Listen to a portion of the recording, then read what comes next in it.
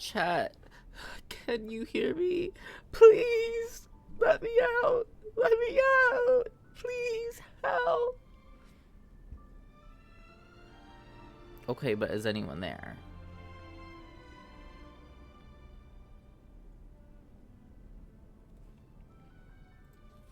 Now, hold on now.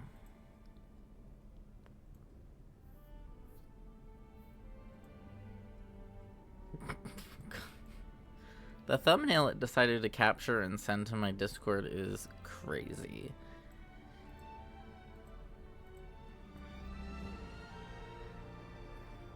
Okay, but I am back. I am live. I see it going. Another ad? That's crazy. Y'all can't hear it right now because thankfully I've set up my fucking audio correct, so you can't hear it. But this is another ad on there. That's crazy. Oh fuck! Never started my captions. Oops.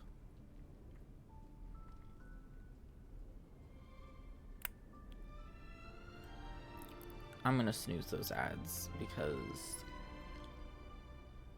that's the tea. All right. So we're gonna get into the game now, and I know why it didn't work this time.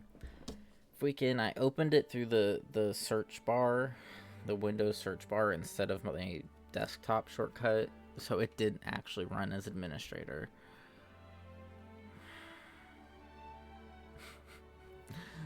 Dude, I'm gonna McFucking lose it.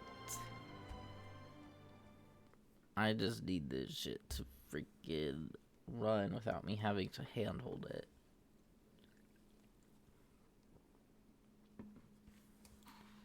And the game has to run as administrator because anti-cheat or whatever that they use, but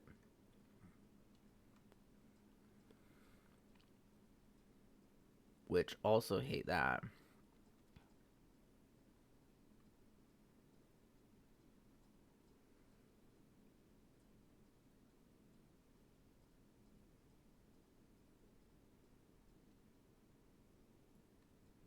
If you ain't first, you're last.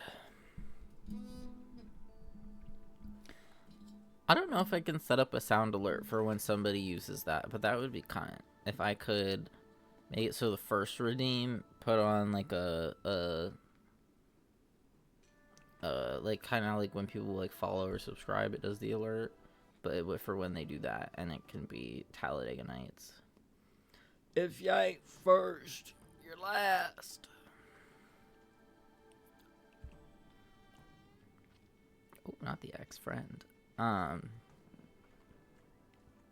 Redeems mean noises. Okay, I will just have to go through and figure that out. Girl, I didn't even get to fully walk around or do anything. Well, I know that, but it was just caught me off guard. So Honkai Star Rail partnered with Fate over there. And so they're all giving us, everybody gets Archer, that right there, for free, and also all of the materials to get him to immediately level 60, which is crazy. That's so wild.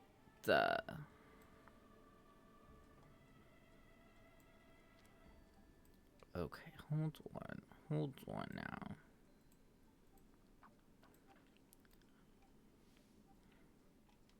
Hold on. How do I access this?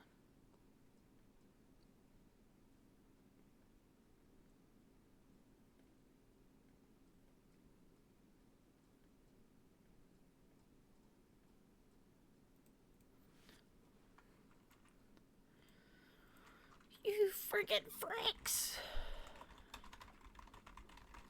Hold on, Discord had a Honkai Star Rail quest.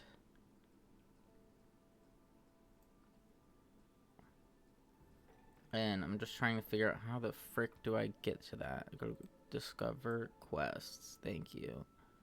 Accept the quest, please.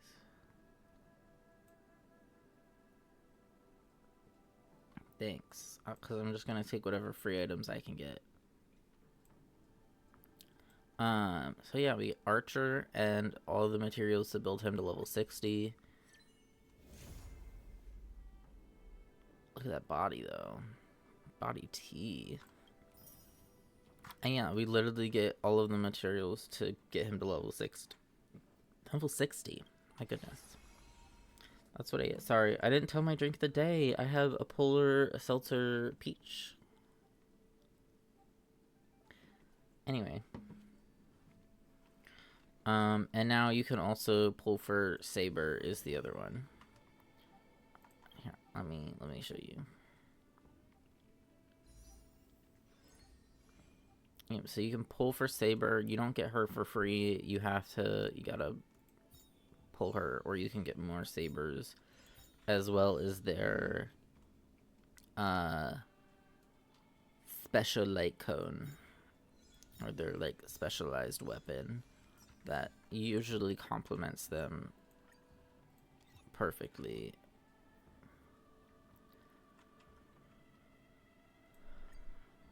So let's first do our dailies. We're gonna spend like a hot minute doing these.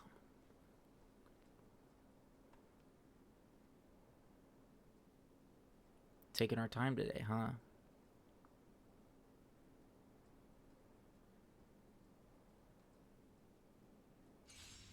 Thanks.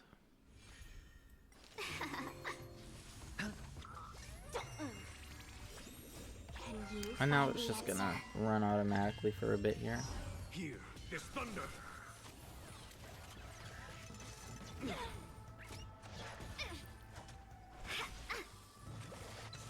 Spend freely. Oh, it's on me. Feeling spiffy? Conflict. The Wink Saga. What about the Wink Saga? Bust. Or maybe I'll take it all. Watch your head. Again. Twitch keeps sending me push notifications because I went live. Hey babes, I know I went live. I did it. I'm the one who went live. Show no mercy. Winks. You said fate. Is that like a Winks thing? Is it like Winks Fate? Fight as one. I don't know anything about Winks Club. Conflict is pitiless. I know it's in it's on Not Dressed to Impress, Not Fashion Famous, Royale High. There it is. Show no mercy.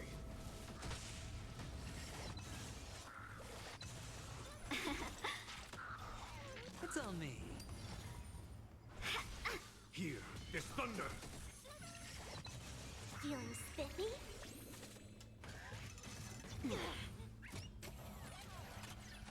Can we talk? Oh, Yes, Queen, get 'em. Right, battle 1 of 5 done.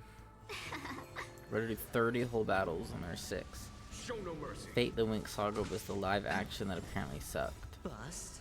Oh, Or that's what maybe it was I'll take called? all. I just called it live action Winks. I honestly don't even remember it coming out. Here, this thunder. I remember seeing like clips and stuff online, but it almost looked like a fan-made trailer, if that makes sense. Like it wasn't like anything official. Of like these girls in like stripper go-go boots and like a 4-inch mini skirt that barely covered their hoo-ha. Watch your head. And I was like, okay. And I saw like press about it, how they were like, we wanted it to be like just darker, more mature, and it's like you've completely lost the point. Bust. You've Or lost the maybe I'll plot. take it all. I just saw, which reminds me, I just saw an article, like a little earlier today, that they're making a new Resident Evil movie, and I found this out because I found an article that the director was like, so I'm not actually gonna follow the lore of the games. Who asked? Who asked for that movie then? Because I sure as hell know it wasn't the Resident Evil fans. It wasn't the fans. I'm tired of these bitches taking well-known video game IP, essentially discrediting its existence by saying, I'm just, you know what, I don't need to know any of that. I don't want to bother with any of that. I'm just gonna take the IP name and the vague idea of the world and make it my own thing because that's gonna be so much better. The ego in that of like, well, I'm gonna make a really compelling story. Babes, you're about to make one of the worst pieces of media representation that has ever existed.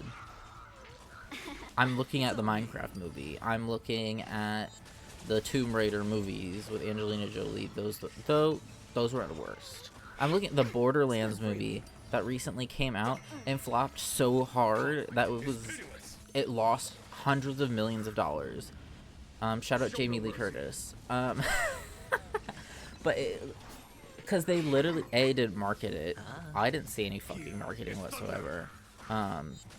B, it's just like they took the name and the world and then did nothing with any of the characters, none of the existing plot, none of the existing lore, and they literally just created their own shit and put Jamie Lee Curtis at the front of it. And it's like, and you expect to get what audience? You expect to get what audience? The Borderlands fans? No, because you're disregarding the entire game. But actually like 5 of them. All 5 like Borderlands games. In favor of what? Because you think you know better? You think you understand the entertainment better? Video game movies flop so hard because 99% of the time, these directors completely disregard the game's existence. And y'all want to sit here and pretend like you know better. Bitch, you have an ego. Get that shit in check. Because I promise the fans are not the problem. You are simply not delivering what the fans are explicitly asking for. You know when a company did deliver exactly what fans were asking for? The Sonic movies. And they've had 3 massively successful movies. And they're making many more. They have at least another 2 lined up. Because they got a heavy critique from fans of like, why does Sonic fucking look like that? That looks like garbage. That's doo-doo, mama. That's doo-doo. And then they fixed it and made him look like the actual game character. And people went in droves to see it. And now whether that was, a PR stunt or whatever you want, go. Okay. If you want to argue that, go for it. But like they actually bothered to follow the lore of like the games and make the characters appear as they do in the games and like do as fans asked. It's like a crazy concept. I love when show heads or directors say, what if we stray heavily from the source material? Literally. It would be like watching a show. I'm gonna use Glee. I'm gonna use Glee as an example. It's like if they made Glee, but it was like all original songs. Like the Glee Club never sang any existing songs. They just like made up their own. Now, mama, that would be garbage, and that's called this second half of season 2. But it's just like, but then because then. When the point of Glee is hearing the covers of songs you already know and love by shoehorning in original content, or if let's just say it was just original songs. Babes, the plot is not compelling enough to make me go out of my way to watch it. At that point, I'm gonna go watch a movie musical that was well made and exists well standing on its own.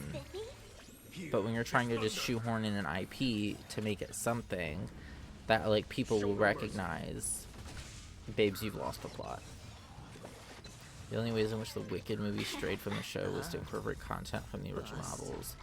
Yeah, Or maybe I'll take it all. the Wicked movies have been a massive success and were like is pitiless. almost a complete adaptation of the Broadway show.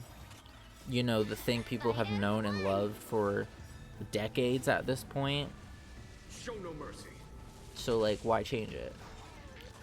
Put more effort into creating an exact replica as best you can to make these like fans' dreams come to life than pumping your own ego and creative ideas into it. Hey, maybe let's do that. If I wanted to see the game universe with actual game lore, I'd read AO3. Dead ass. And even then, some of them are stricter on the lore than the fucking directors are. It like there's already a bunch of Resident Evil movies that don't follow the plot of the games whatsoever, and I regularly question its existence. Like, don't get me wrong, they're cunty. They're cunty, but they're cunty because they put what's her name as like the main character. I don't remember the actress's name. My brain wants to say Mila Kunis. It's not Mila Kunis.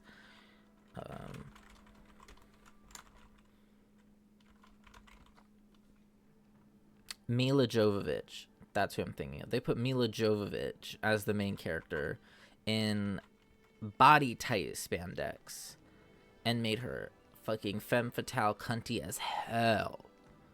And that's the appeal there. Not because it has any connection to Resident Evil. They essentially just used a title there. Like, the movies have practically zero relation to the games or in its lore. But they're cunty for different reasons. But from what the article said, it seemed like they were going to use actual Resident Evil characters like Leon and Chris and Jill and shit, and just like not really follow the lore of the games. And it's like, what? Then what's the point? Just make your own movie. Like, what that is lazy. You're wanting a name to already prop you up. You want characters pre-written for you so you don't have to think that hard about it. And then you want a freaking backdrop already put together for you. Lazy, that's what I call that. As somebody with a directing credit on my own work. But yeah, not that I have any, you know, authority on directing, you know. Oh, okay, we can play test these characters. Let's see how they play. Literally.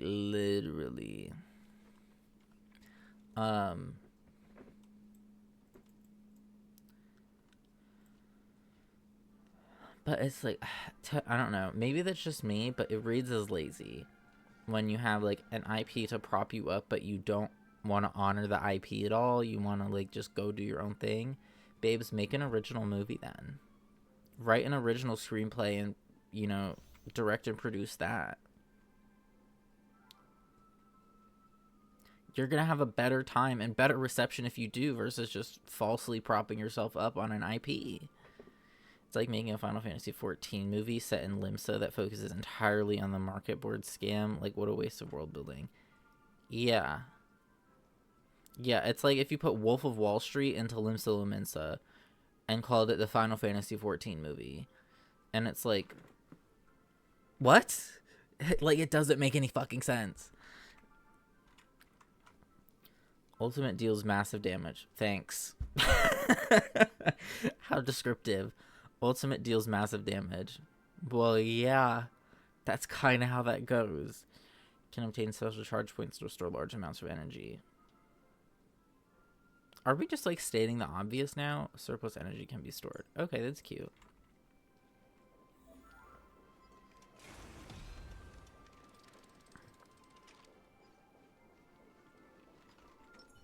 day of peaceful... Cool.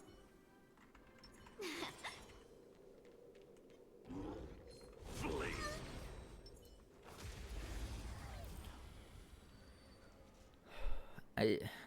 I'm just like, I'm so tired of this era of existence, truthfully, where businesses refuse to take risks on original content and instead just opt to remake, reproduce, rewrite the things that already exist that are already popular. And it's like, babes, they're popular for a reason. Leave them alone. Make something else. There are people out there with incredible original ideas. Maybe let's put our efforts into them. Is it going to be a smash hit every time? No. But that's kind of the price of doing business, and to expect to never ever lose money or take a risk, get over yourself. Which only the Harry Potter show is only existing because JKR doesn't like that all three of the main actors of the movies have spoken out against her. That's the only reason it's coming into existence, is because she's upset at them and wants to now make a new series to push that. Yeah, plus most of the supporting cast. Not the actress who played Luna, but she's not included in that.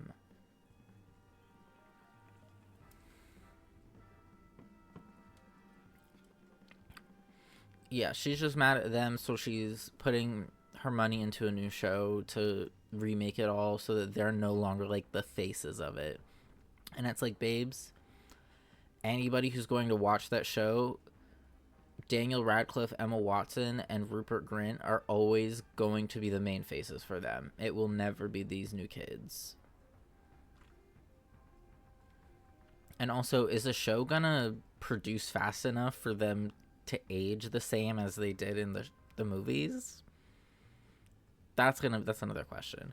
The only people affiliated with HP projects in the last 5 years were on HP baking shows hosted by the twins. The guest shows were like Ginny, Flitwick, Luna, etc.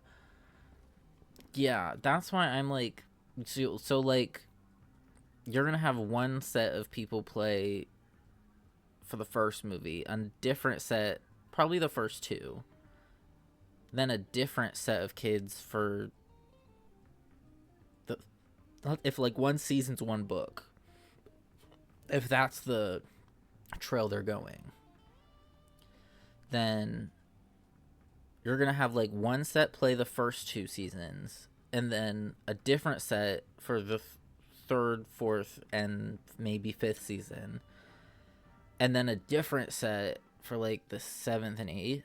Stop casting kids to play kids if you're going to take 2 years to film each season, because eventually there'll be 20 playing 15. Yeah. Well, the issue is 20 playing 15 is very normalized in Hollywood.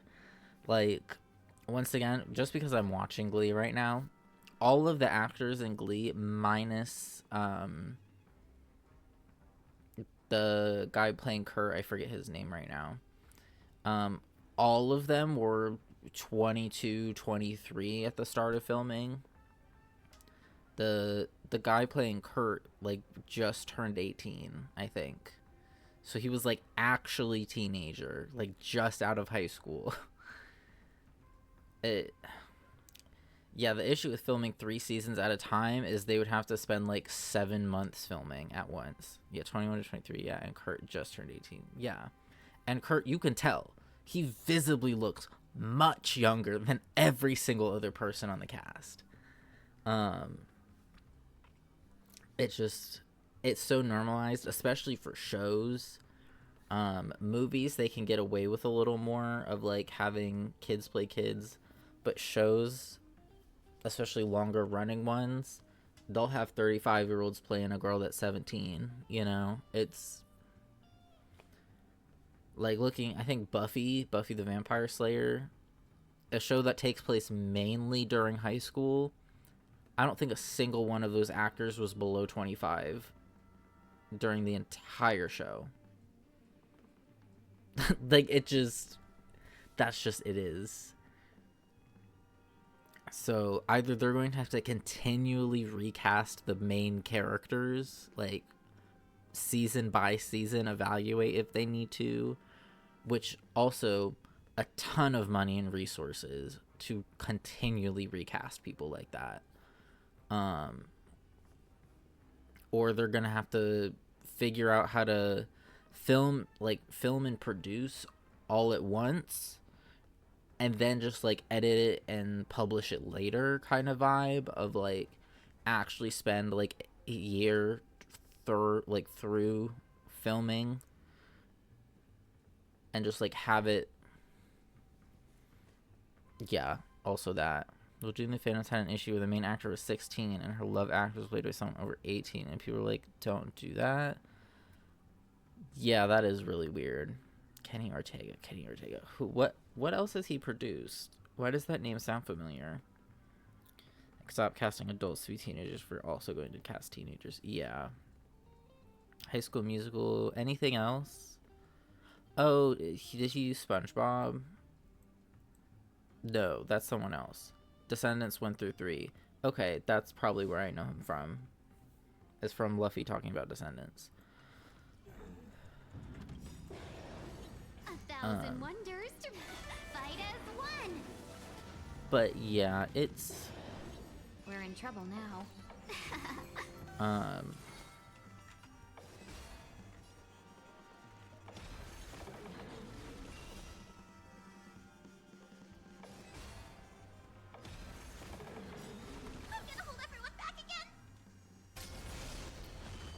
it's like, I don't know. They're gonna have to like space filming out in such a specific way in order to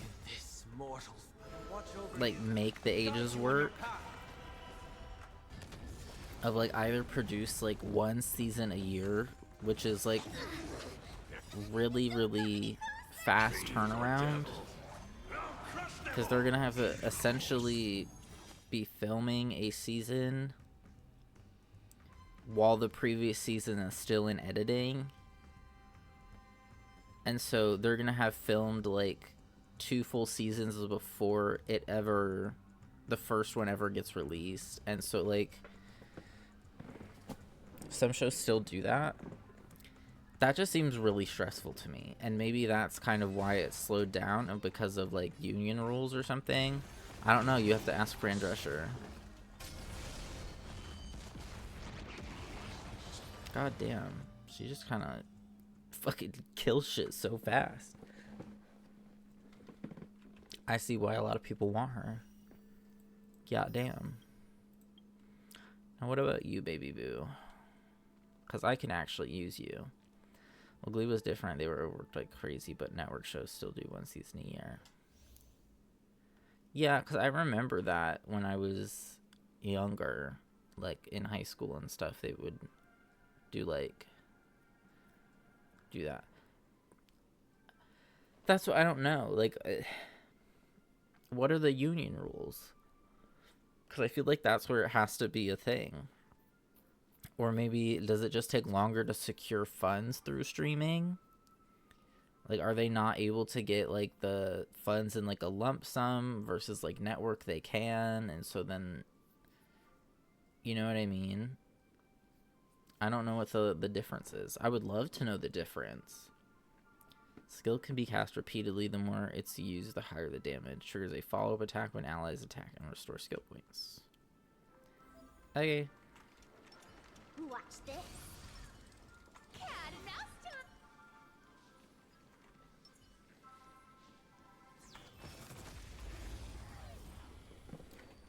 Yeah, I just like I don't know the how of the behind the scenes of why it takes so long to produce stuff. Found me. And obviously, like, good things take time. Oh. It smells of money. I'll take it all. So, like, I'm not doubting that at all. Trust and believe. Also, not 9 skill points. That's kind of crazy. You're spiffy.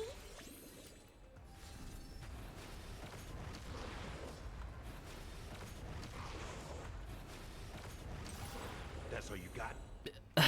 That's insane. Streaming shows receive less budget because of lack of advertising and commercials. They typically do 8 to 12 episode seasons as opposed to typical network seasons of 20, and actors are paid differently for direct to streaming as opposed to network. Gotcha. I feel like I did know some of that. This seems fucking crazy, dude.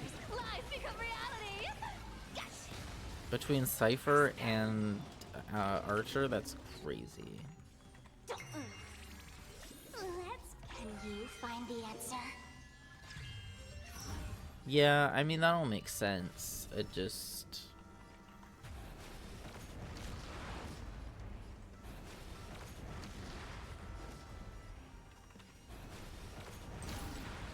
Step up, let's see ya. Nice psychic, my friends. Indulge yourselves! You want to take advantage? I'll take it all. Did that hurt feeling spiffy? You can't run. Like that, huh? Step up, let's see ya. Come to me. I'll go easy this time. Don't.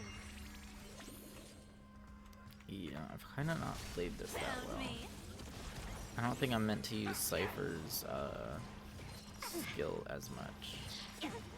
Our cute play session is over. With enough believers, So yeah, I mean that makes sense. Like it's less funding, but I don't know. I don't feel like that should lead to longer production time.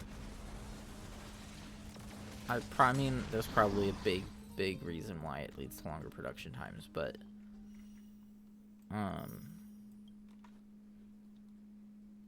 I'm just like, I'm not mentally thinking of.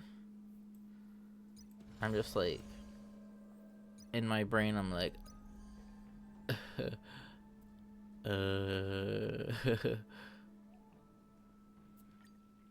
you know.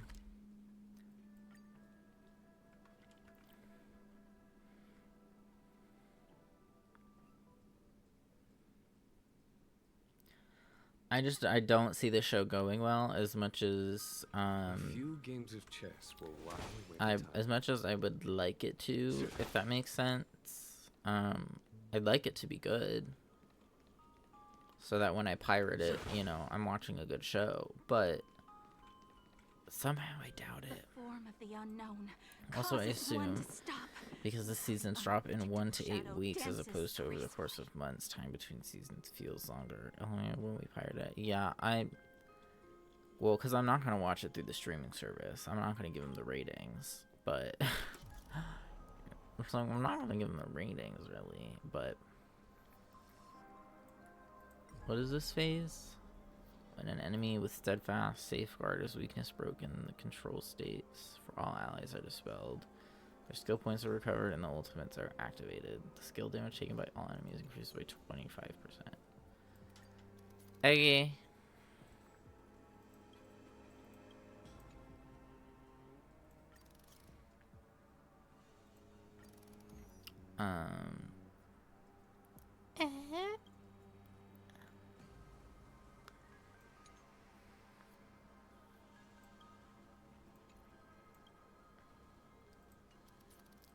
And then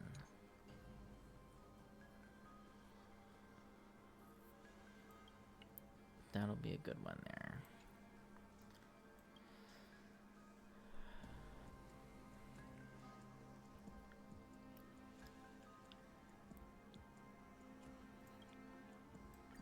Okay, that'll be good there.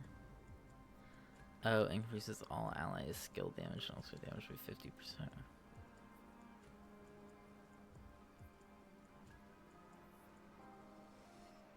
So toughness of targets to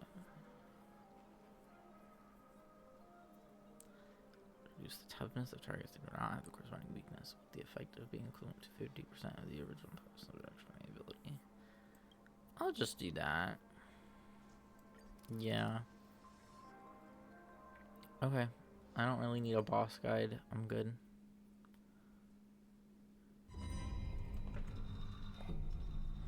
Okay. Alright, so this is Apocalyptic Shadow. It's kind of like a end-game content thing where like you refight old bosses, but they have like extra mechanics. And apparently I get a free character if I beat stage 2. Which I've just never fucked with it because my characters aren't that good at endgame content. They're just really not that great at endgame content. Coolant. Feeling lucky. That's rough. Okay. When faced with an army, I don't even know who this guy is. I'm sure this is a story spoiler. Hey. I don't know. We're in 1,000 wonders to fight as one. This is a boss I've not fought in the story yet. But like I kind of just I'll go easy. want to do this, so. conflict is pitiless. Show no mercy.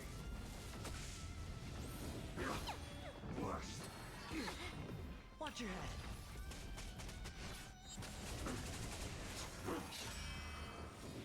Can I talk? Can you Alright, well find this the is answer? already going great. And I mean that genuinely. Let's be friends. Defeat clones to reduce boss's toughness. Well, The dice have been bust. I'll leave that to Or my maybe I'll take it DPS. all. Everyone else can just hit the boss. Follow my charge. Here is thunder. The yoke.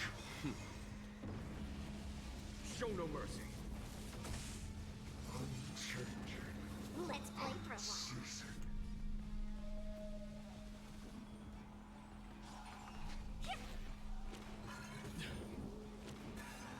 Was that it?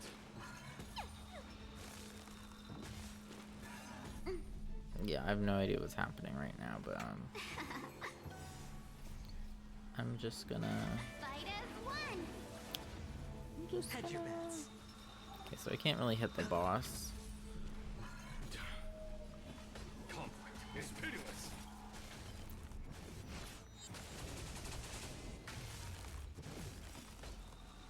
Here is thunder.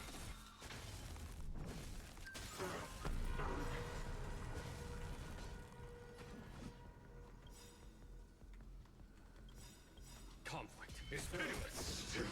Oh, okay. Alrighty. 3787. Because I killed the boss entirely and I had 1787 remaining action value. Okay. Truthfully don't know what that means, but I'm gonna roll with it. I think that's good. We beat the boss, so I'm gonna say thumbs up. Thumbs up. Hated that, by the way. Show your courage. Sound lingers. We can get closer.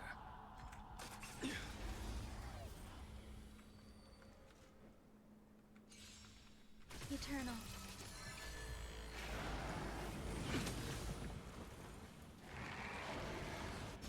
I don't know how good my Gallagher is, but Enjoying yourself. girl, he's on the Time to team. change tactics. Lend me your strength.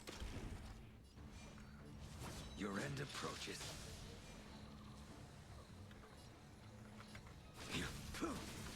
In the mood for another beating?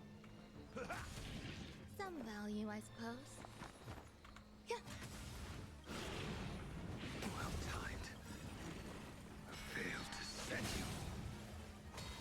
Every petal in life. All will be swept away by the wind. That paradise may be unreachable. Savor it for me.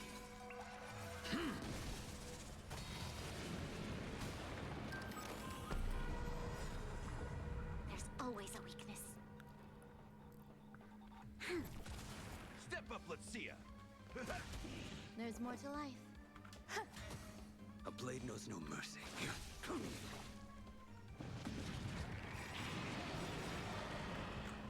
We've entered the storm. To guard and Guard and defend. Crush them. Every petal in life. All will be swept away by the wind.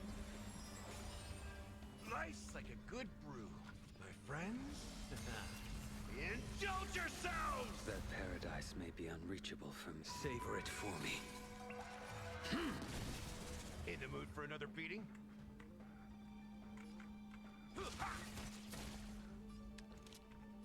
lend me your strength.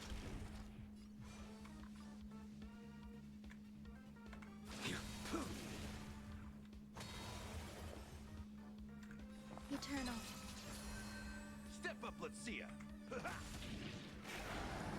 Yeah, he's not doing great damage. I don't know if that's just... Also, this boss is not particularly You impede me. difficult. So... 7474. Cut. So I need above 6600. So I think we kind of crushed it.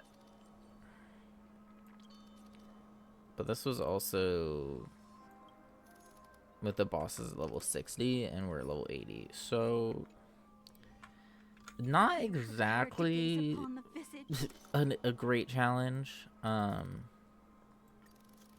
know. So we're gonna just do that again, but now they're higher level. So they're gonna take less damage, they're gonna do more damage. Surrender while you have the chance. Cool it. Feeling lucky. Damn. A thousand wondered. Fight as one. Sure, I'll play. I'll go easy this time. I'm trying to remember, because I remember seeing like cast announcements for that Harry Potter show. But like there was one cast member that was returning. And I don't remember if it was for the same role or not, but... And I was like, that's interesting.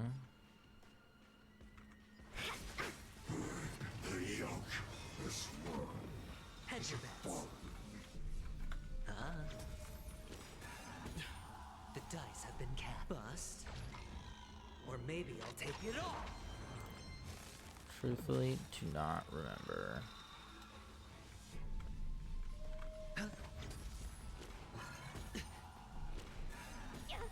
Let's play. Can you find the answer? Watch your head. Feeling spiffy? Follow my conflict is pitiless. Show no mercy. Okay, so I kind of have to... There we go. Here is thunder. Conflict is pitiless.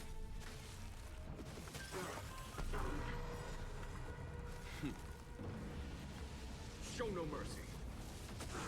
I hit the mark, huh?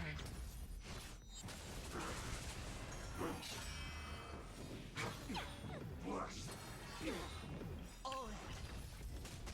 A thousand wonders to fight as one. Let's play hide and seek. Can you find the answer? The dice have been cast. Bust. Or maybe I'll take it all. Watch your head. Here is thunder. My fury.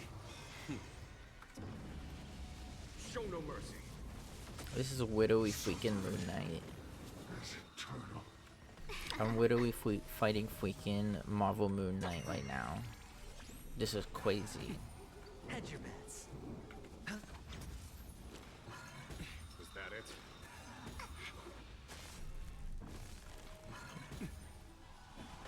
Conflict is pitiless.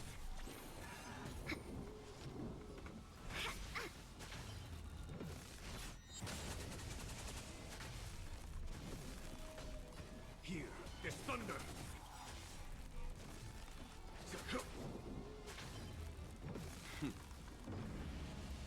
Show no mercy.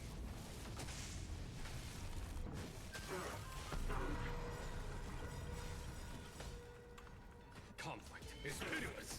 Let's play. Can you find the answer? Can you find the answer? Wonders to raid. Fight as one.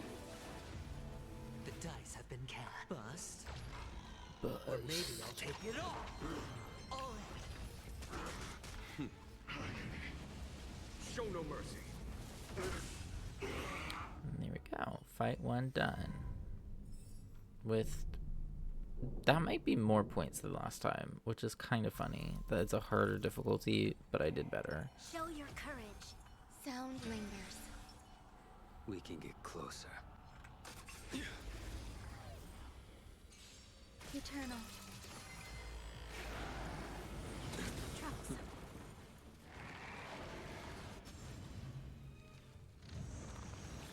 I like that confidence. Time to change tactics. Lend me your strength. The fight is set. Step up, let's see ya. There's more to life. Every petal. All will be swept away by the wind. Well timed. Failed to send you. Savor it for me.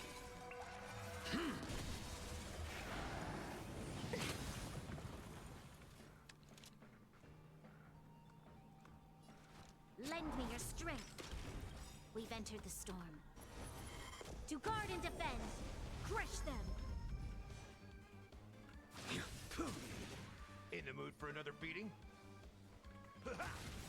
Nice psychic, my friends. Indulge yourselves!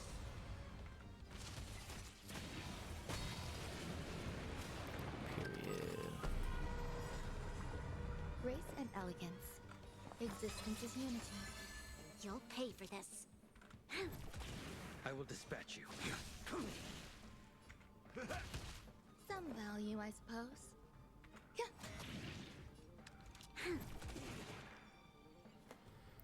Oh, fuck.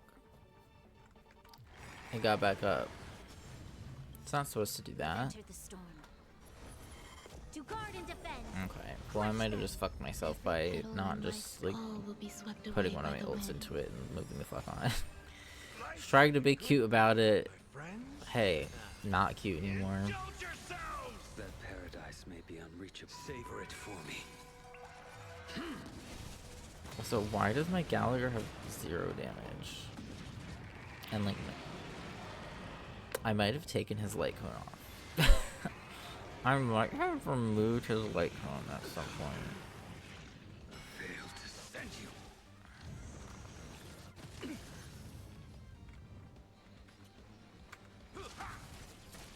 There's more to life. Eternal. A blade knows no mercy.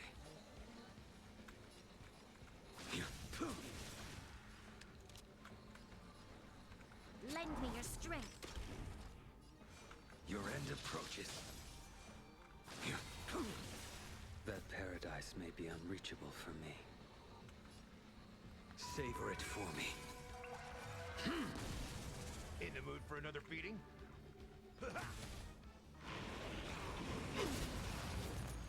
This battle is unavoidable. I will dispatch you. Okay, no, he's taking damage elsewhere. It's We've just... entered the storm. To guard and defend. It did move forward to phase 2, it Every just petal in life, all will be swept away by the took wind. damage elsewhere and did that Nice like a good differently, I guess. I don't know. Indulge yourselves! That paradise may savor it for me. I gotta look at my Gallagher after this. Okay.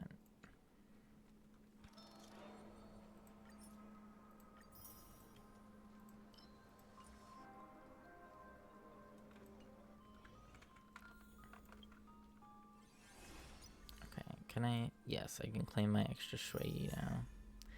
Yippee! Hi, Shui. Which... Not that I've leveled her up all that much, but I do quite like her.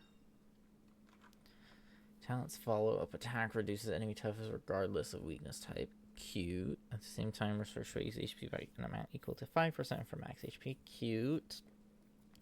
When breaking weaknesses triggers the quantum break effect. Serving under the Okay. 10 Lords as a judge of souls, I come to the world of the living to enforce their will. Love. Okay.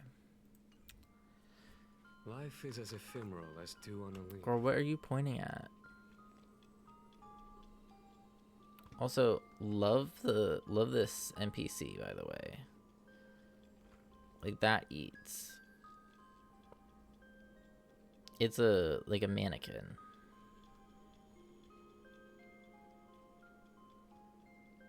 And she's on point. She said over here.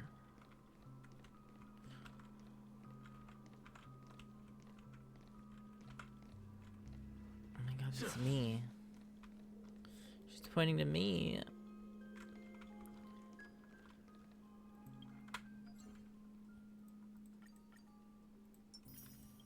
I also gotta do my assignments. That's what I forgot. Nice. And then I wanted to look at my Gallagher because why do you have like fuck all? That would be why. Because I never leveled up his light cone. Increases the wearer's effectiveness by 30%. Increases outgoing healing by an amount that is equal to 45% of effect resist. Is that any good on him?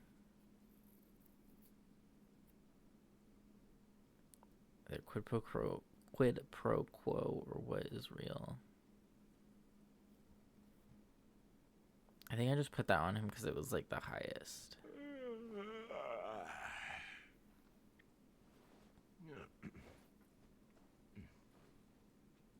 Yeah, girl, why not use that one? Yeah, girl, what?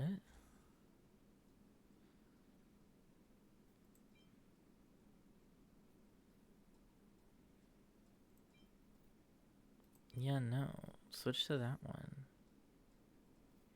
That's so much better. What? Okay. Well, thankfully, I didn't dump a ton of resources into that. Because that was crazy. I do... Will you give me pulls? You do still give me pulls.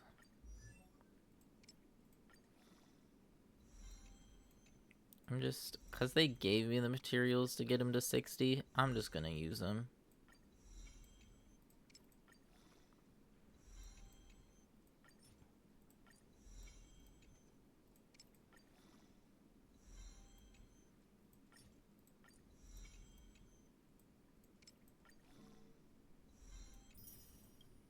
Okay. And these... Murmuring Woods, Grove of Epiphany, not there yet. Okay. So, that at least gets me 2 pulls. And I know I need to level these queens up. Miss Clara, Bailu, and Well. And Ratio.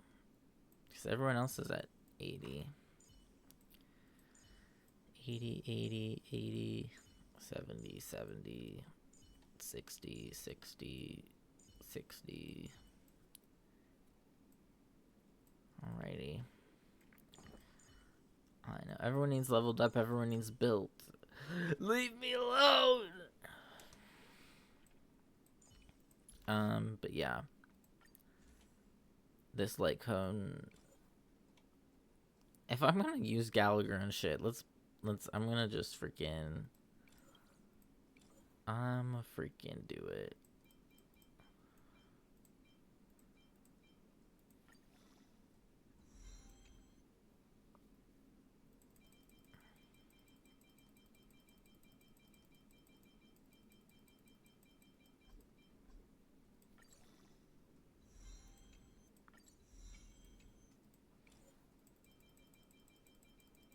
Actually, I'm not gonna do it right now.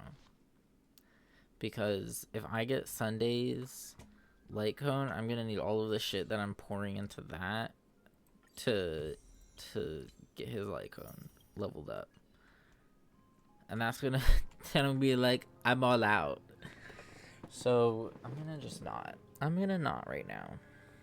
Oh, well, not that.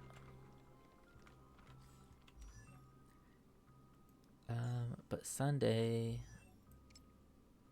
I can get you to 80. Every journey must come to an end. Yes, thank God. But I have no doubts about the meaning of this one. Okay, so Sunday is officially level 80. I do not have a light cone for him at the moment, though I have been.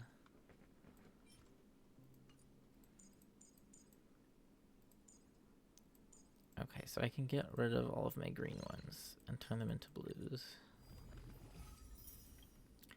I can do that. It's just these. I don't have, like, any.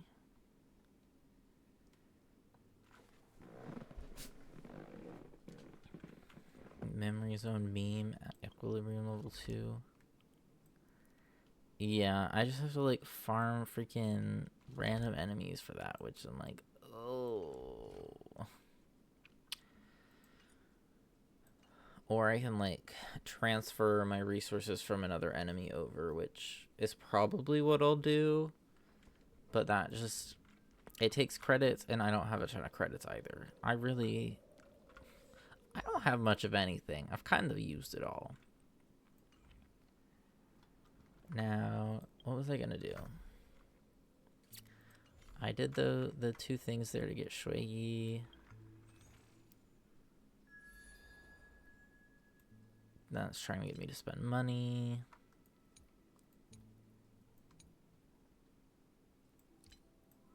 How many? Oh, I've got 5 pulls. We're gonna go gambling a little bit.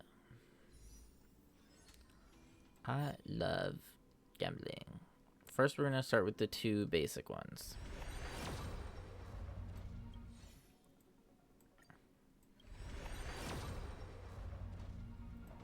Nothing. Okay. And now we're gonna do these ones. We have 6 of these. Let's go. I'm gonna close my eyes. Chat, tell me what I got.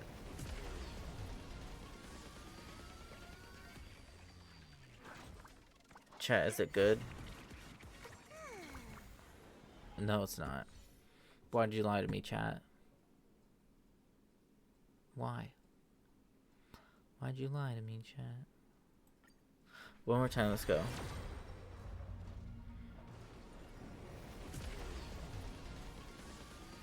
What is it?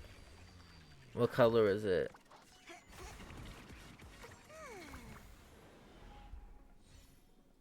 Boo. Boo blue. Alright, we boo blue. We poo purple. And we glow gold. Alright.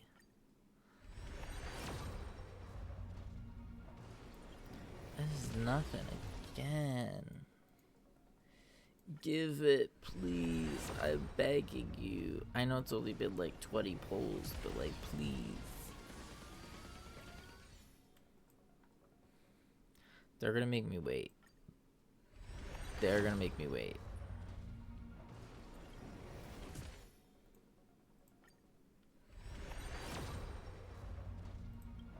Nothing. Okay, well I got a 4-star that time, but I'm gonna use this. Girl, she's using every last bit she can. Nothing. Well, that was violently uneventful.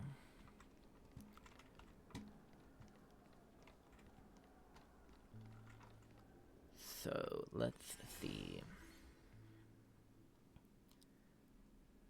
Fight, stay night.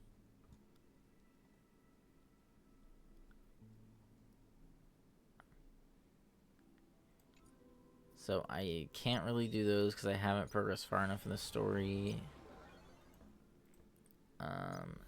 That's an online event to get people to sign up for the game. And then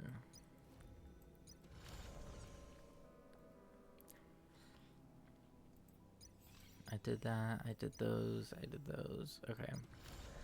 So really I can do simulated universe or go with the story. I'm gonna do like one thing of simulated universe. So we gotta go to Herta Space Station. Simulated universe. Because I do still have to finish out my simulated universe for the week. Because you get these points down here at the bottom for just like playing, and so you'll get rewards. And so I just need to finish off that last bit. Since I'm trying to get through a noble domain, I need to keep playing a little bit. Follow-up attack. Yippee! Okay, so we're going to do our follow-up attack team. Because Blade would also work. Why is Blade not green? Anyway. And Sparkle isn't either. That's interesting.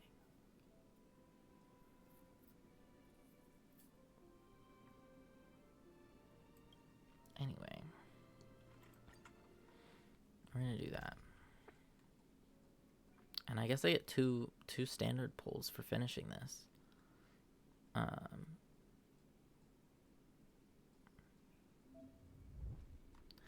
Step of Scepter will take action on the action bar. When the scepter takes action, it will trigger corresponding effects.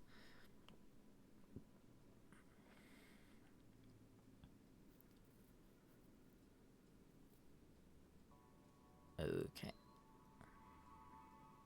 Oh, these are all like follow-up attack ones. Or no, that's dot ultimate. Never mind. This one's follow-up attack. Okay.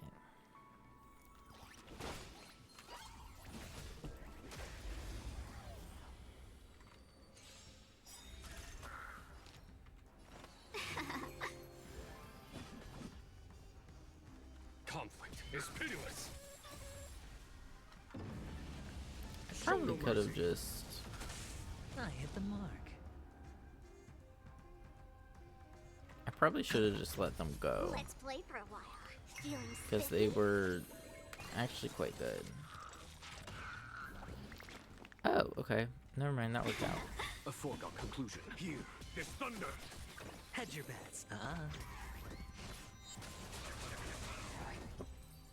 He just got decimated, that poor guy. Scepters increase this unit's amplification by 5% after attacking. Okay. I want a scepter. Okay. Let's do that.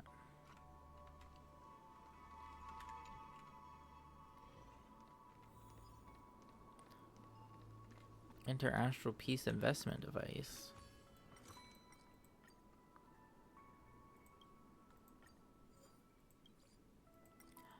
Yippee! No, I'm good. Thank you.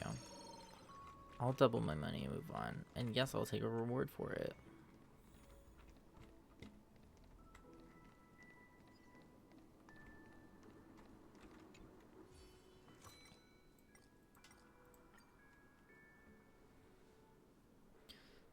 I'll take the tantalizing rewards.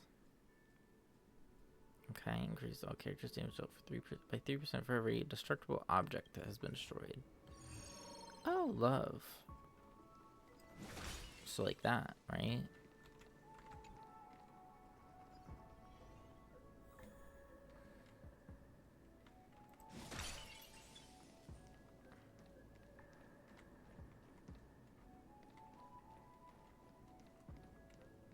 When faced with an army, What are bide your you? time and time.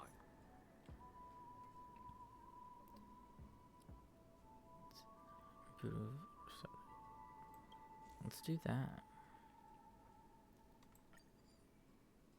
Yeah, let's rank that shit up. So, Workbench of Creation can synthesize 4 components of the same rarity level to become higher level components. So does that just not automatically happen anymore? Or no, that's with 3.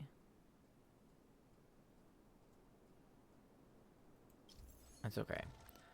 Workbench of Creation can overwrite one component to a random component of the same star level. Okay. So I can like change this into something else. Or at least try to. I commend. Watch this. You don't really need to do that. Feeling lucky.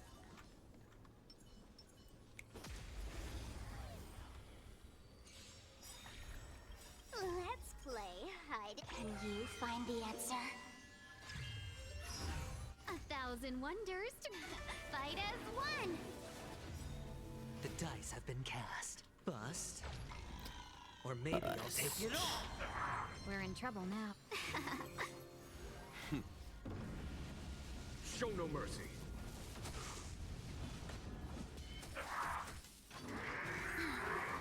Watch your head. Hedge your bets. Let's play for a while. Welcome, customers.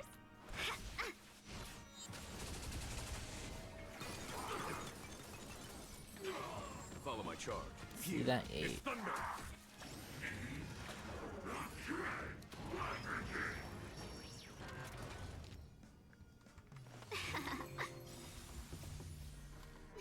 Fight as one. How are you, chat? How's it going? Feeling spiffy? I hope you're having a good night. Show no mercy. 'Cause I'm chilling.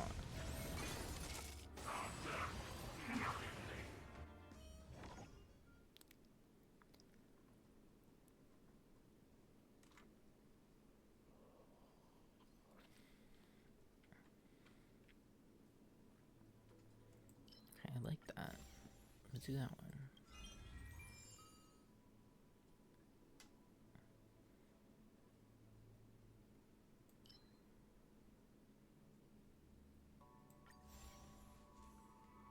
Oh, these are all... Okay, I don't like that. Every time you enter a domain, consumes 50 cosmic fragments and contains one random component. If the cosmic fragments are insufficient, this cure is destroyed. After the cure is destroyed when entering battle, all enemies' max HP is... Oh! Hate that. I mean, I can use it because I have the other one that tops me up to 300 every time, so...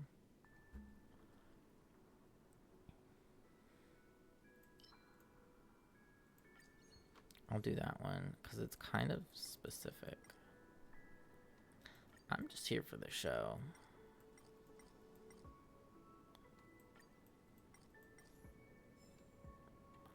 Serve.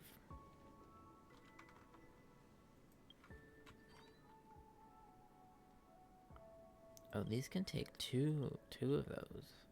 Interesting.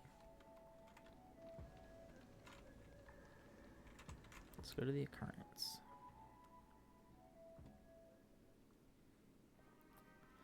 Occurrence. Occurrence.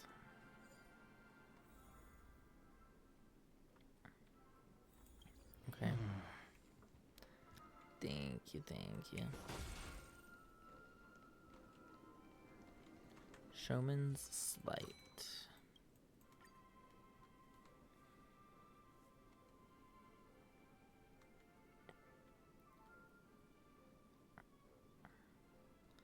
Let's do that one. I don't know if that was worth it, but it's okay. Gambling. Let's go gambling.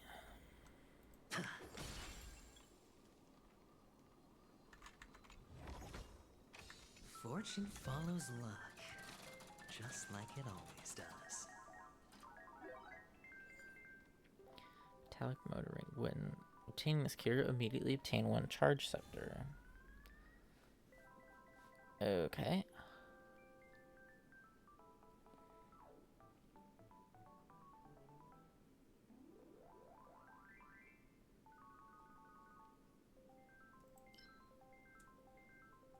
Let's do that. Let's do another one. What do we get? Kill that butterfly. When choosing your components after winning a battle, one extra component can be chosen, but the number of available components will be reduced by 1. Okay. That's okay. That's fine by me. Record from beyond the sky. All characters will nullify all damage. Okay. She being a big girl, she was taking her Wagovi shot. But welcome back. We're doing some more simulated universe. At least one run. Same thing. Hit it hard. Hit it hard. Cut. I got 400 cosmic shards.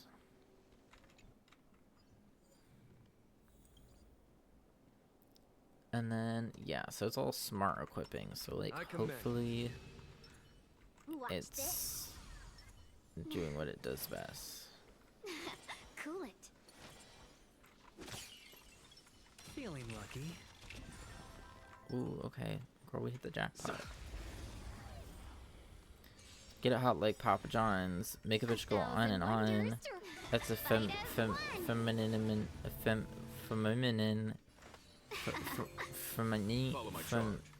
Conflict is yeah. I'll go easy. Feeling spiffy? Can we talk?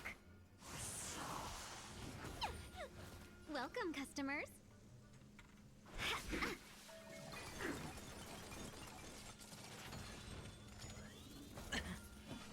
Here, this thunder.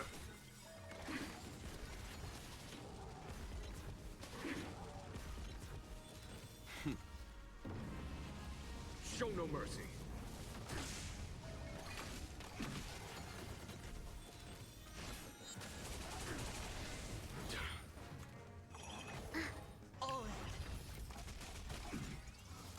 Let's be friends. Fight as one.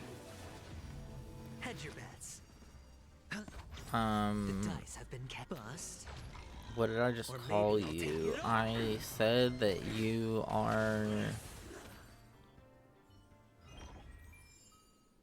Mistress Isabel Brooks. Yes.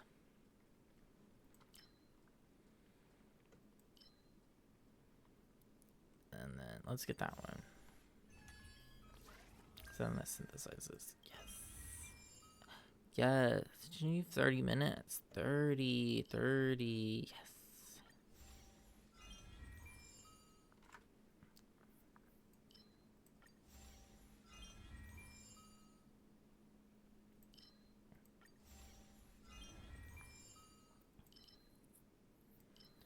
Oh, I can make that, or I'll do that one because it's new.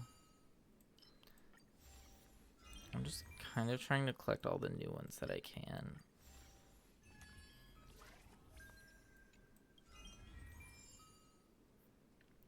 Bonus.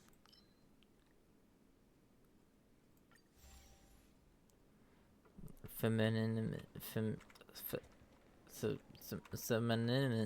Feminine. Yeah.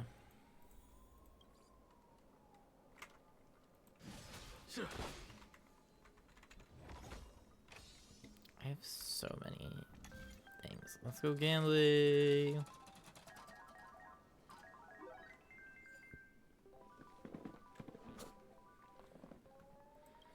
Oh, serve. I'll take that. I want the little dragon. Man. Unknown lost property. The chances of warp trotters appearing in domain combat greatly increases. As curious destroyed after entering a domain combat with a warp trotter a total of 2 times. Okay, that's new. Black hole trap. Obtain 10 cosmic fragments for each allied character whose HP is at max when winning a battle. Can I keep going? Girl, I got a lot of shit. I got a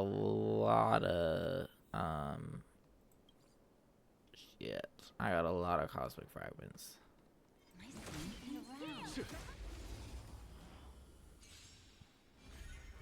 Welcome, customers.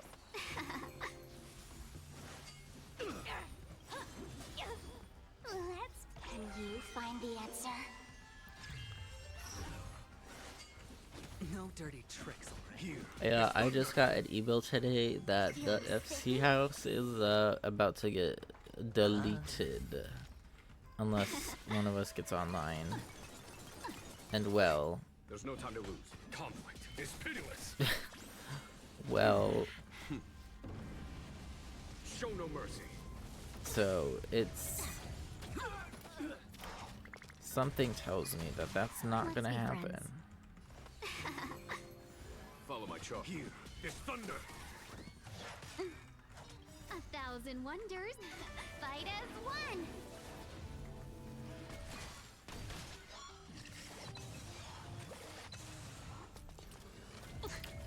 Well, I don't know what's up with them. Just we can't. Well, right now, one is moving to Canada. So I'm guessing that they just are unable to at the moment.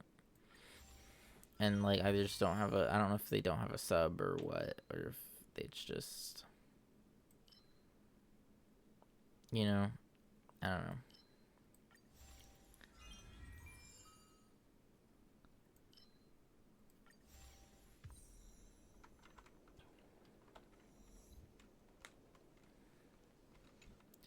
And the other one probably also does not have a sub and cannot afford one at the moment.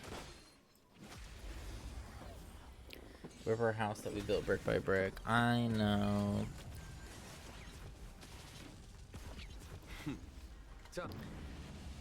Show no mercy. I don't know. I mean, Seize the moment. someone will probably get on. It's just not going to be immediate. Because it also doesn't get destroyed until the 21st. So we have like 9 days Welcome, customers. until it is actually like gone.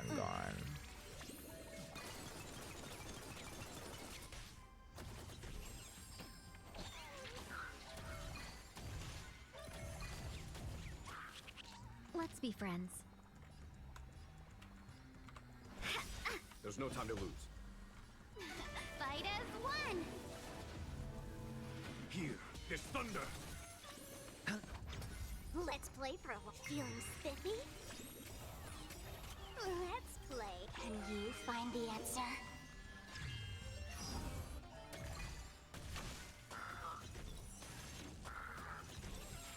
The dice have been bust. Or maybe I'll take Because it I all. feel like they're not going to let that, our ship and everything go. Not without a battle, at least.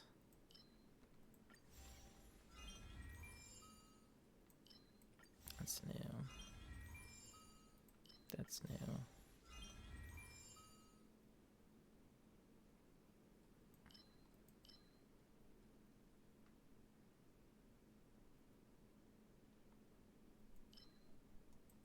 I'll take that one.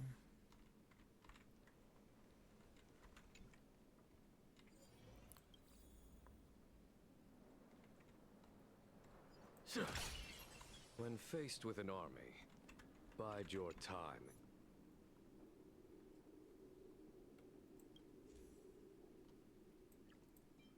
So I could do that. 2 of these.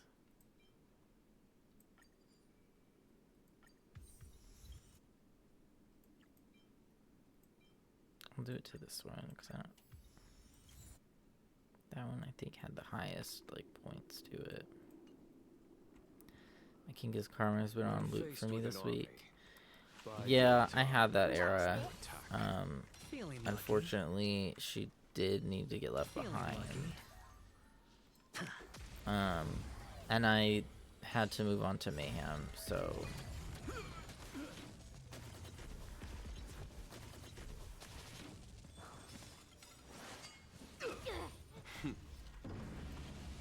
Show no mercy. We're in trouble now.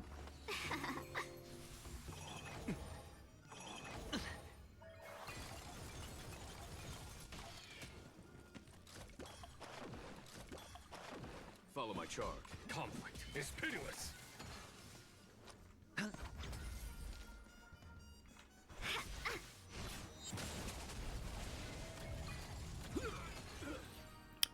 What a great final boss.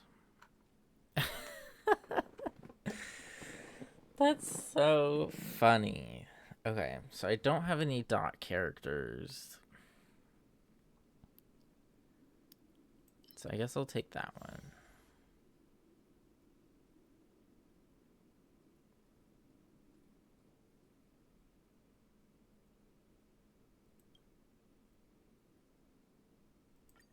Yeah, just replace that one, and then it should be like a...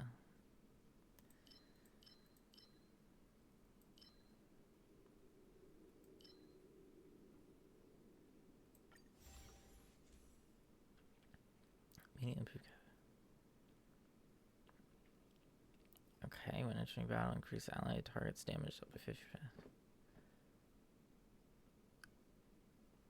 Okay. I'm gonna do that one.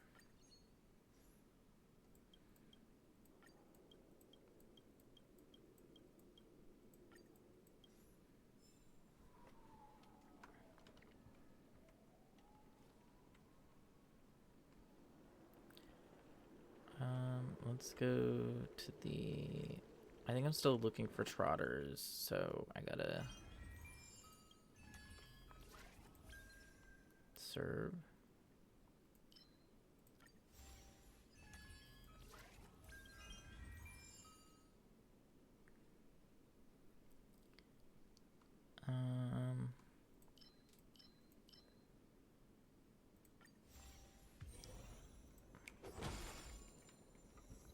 Okay, so we have 3 trotters here. Let's do this. Yeah, I mean, My King is Karma, great song. I think I did slightly overdo my chapel on repeat moment. She is slightly struggling to turn to Lena about it right now. Conflict is pitiless.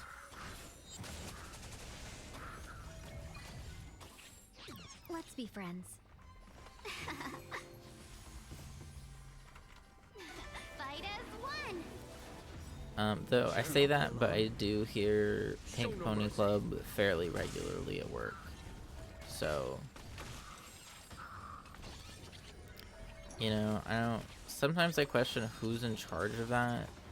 The company radio station. But other times, like, it kind of eats. So, I truly don't know.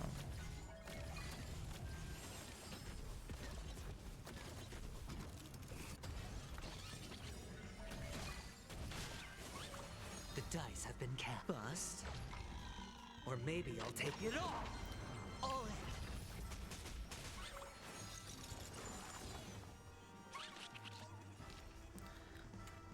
Because sometimes it's like, you know, Pink Pony Club, it's Abracadabra, it's, you know, Houdini by Dua Lipa, and other times it's like some fuck ass, like, really, really questionable, like, country songs. Like, there was one that's come up a few times now, where it's like, this guy's like, I wish you'd love me like my dog. Essentially saying, like, quit being a naggy bitch, you know, I want you to love me, like, unconditionally, but, like, I want you to love me how my dog does, like, without question and without, like, saying anything to me. And it's like, that's... So I have a lot of questions about that, like, actually. So, it's like, I have, like, quite a few questions, because that's really, yeah, I don't, like, it just is such a weird song, and for it to come on, like, multiple times, I'm like, this isn't, we're beyond, like, a one-off moment. Like, we've gone beyond. that.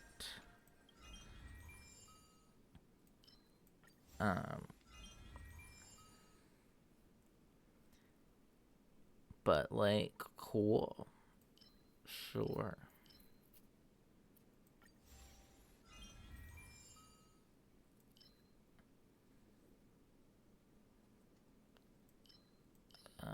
Honestly, I don't know which of these would be best. Just gonna do that. And yeah. Okay. So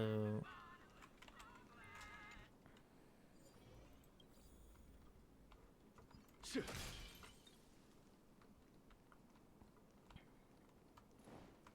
here's the thing.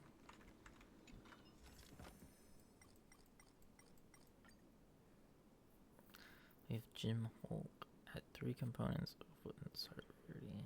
Yeah, I'd rather that.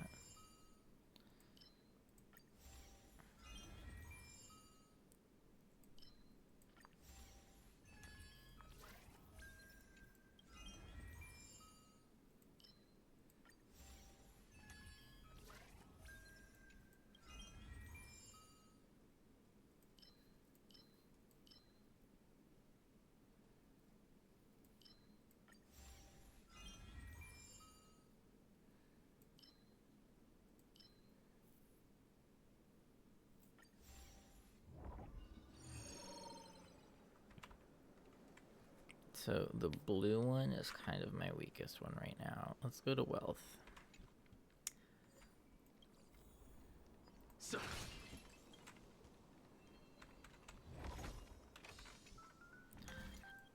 Yippee! Let's play the slot machine.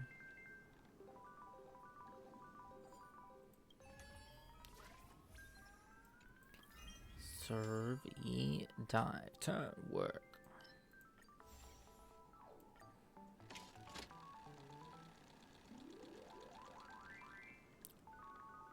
Oh, bitch.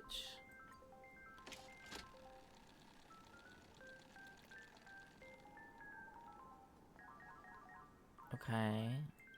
Cute. Thanks.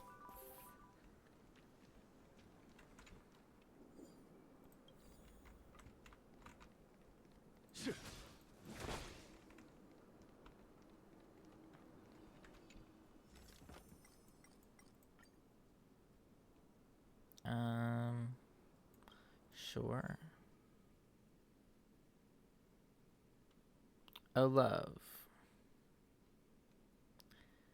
Shorting a battle, all allies for 30% of the HP.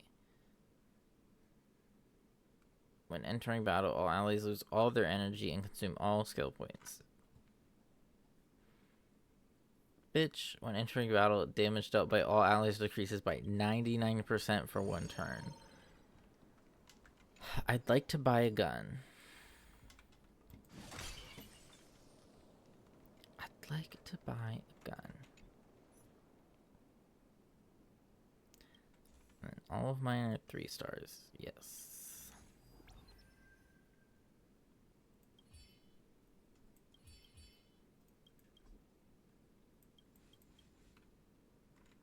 So I'm guessing the red ones are the non-active.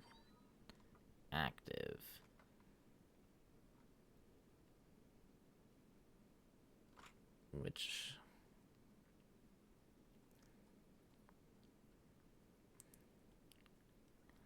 the only blue one I'm using is the one charge.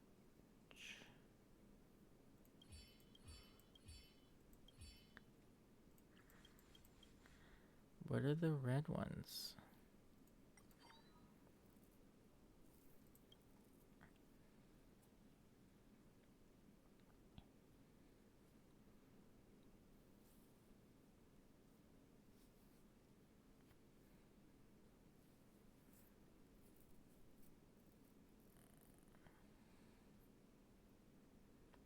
So 2 of these, 1 of these, 1 of these.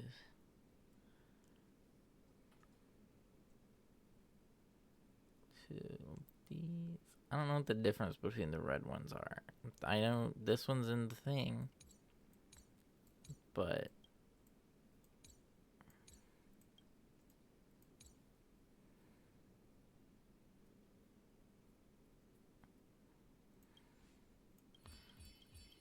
I don't know.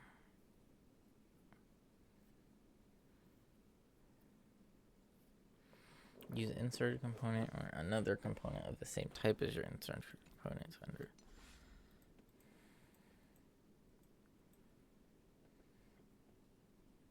So wait, what? That has two, that has two, that has two, that has one.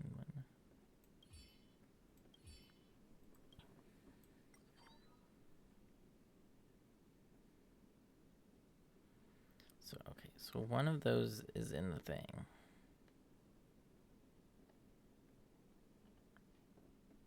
Both of these are in a thing. I'm so confused. Why are some of these outlined in red and other ones are not?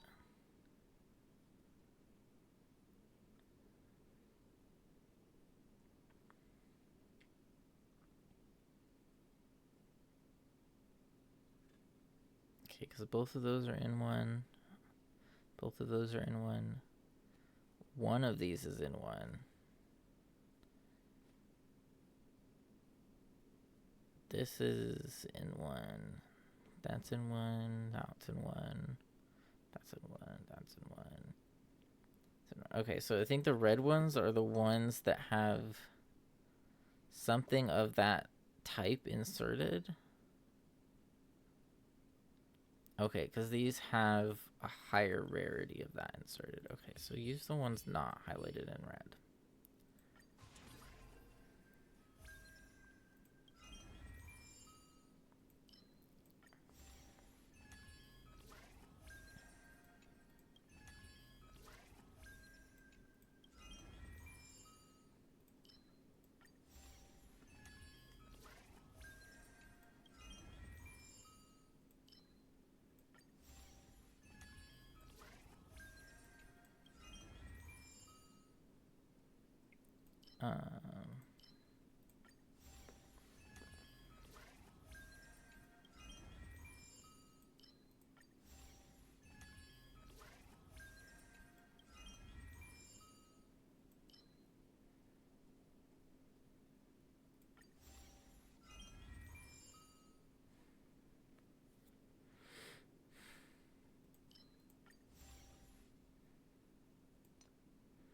Okay, and then I can't do that anymore. So then I can overwrite components.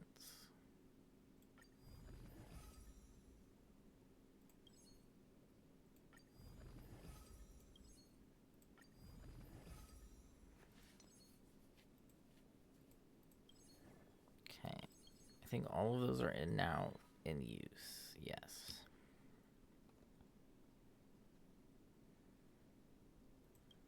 Which is lovely.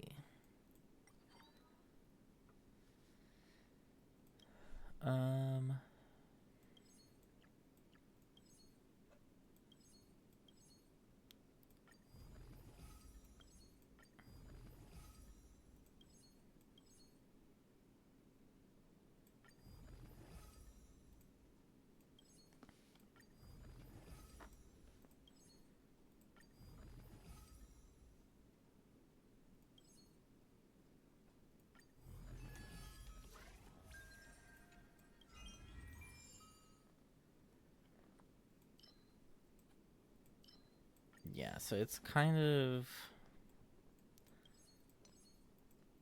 like I can re-roll these quite a bit to really fish for something good. To make all of this as good as like physically possible.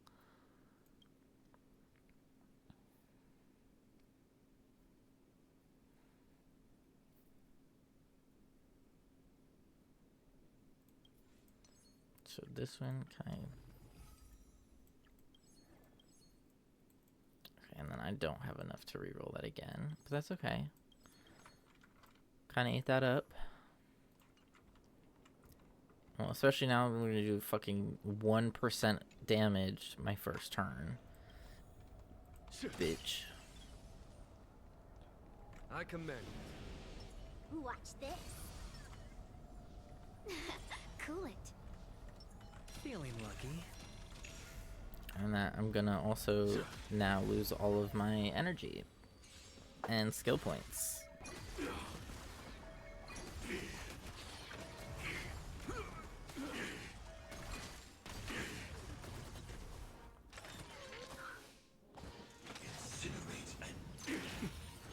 We're in trouble now. Or not. I don't know, still got him. Watch your head. Or maybe I did lose them, and Sparkle's technique got them back, or got like some back. Let's be friends.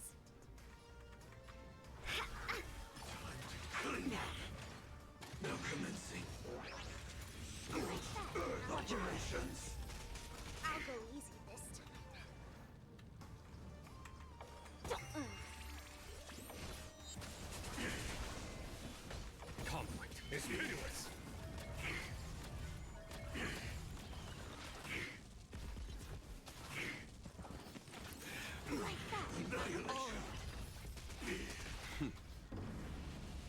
Show no mercy.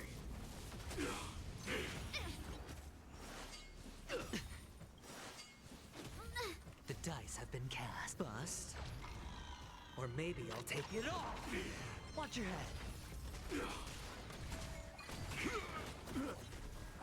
Welcome, customers. 1,000 wonders. Fight as one.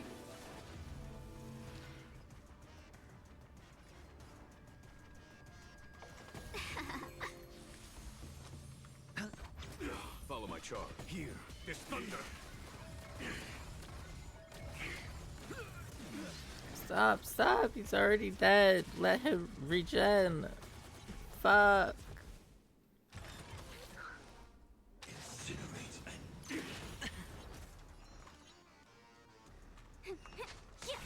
Having a basic attack of Sparkle is crazy.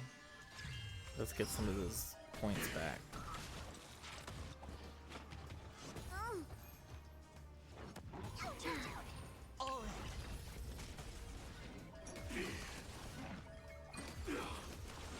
Let's be friends.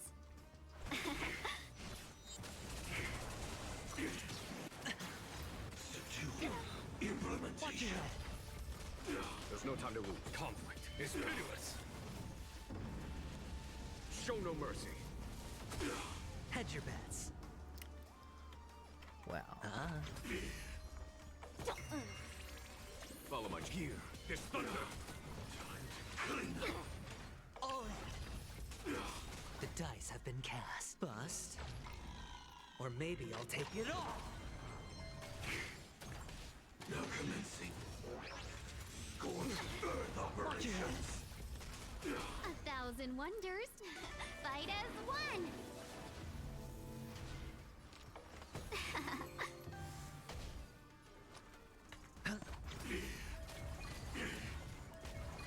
Mission failed. Serve. Alright, well, that is the end, I believe.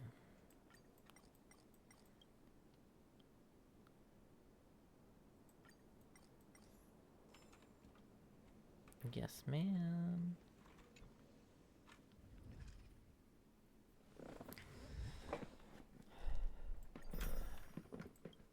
Okay.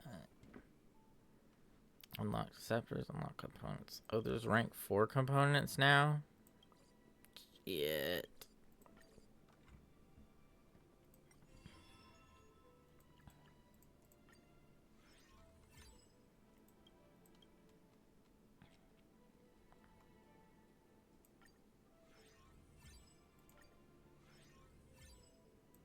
Alright, increases all characters' attack.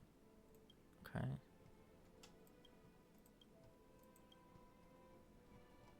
We're making our way, we're making our way. We got...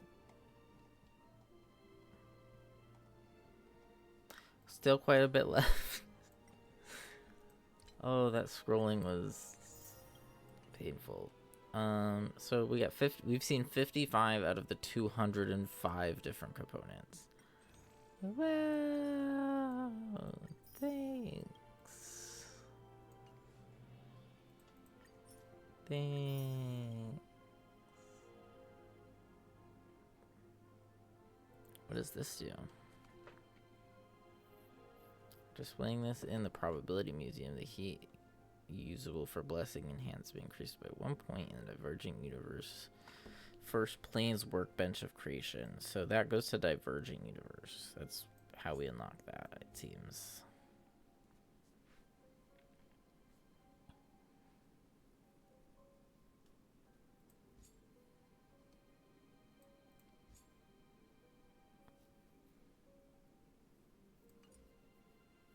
Okay. Well, that was cute or whatever. And that's gonna be the end of me doing freaking simulated universe today. I just want all the money.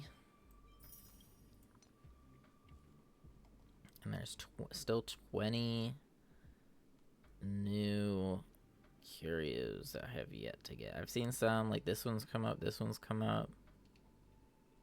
I've seen this one in the slot machine, same with the little baby dragon. But, still working through them. And I have not gotten any new occurrences, apparently. It sucks, because I've been trying to do, like, just occurrences to try and do that. Did get an achievement while completing Simulated Universe Ennobled. The name domain possesses more than 25 components. Acquire a scepter of 3-star rarity. Actively enhance blessings 200 times in Simulated Universe. Yeah, haven't done that. I just don't fuck with Simulated Universe that bad. It's cute, it just takes so long.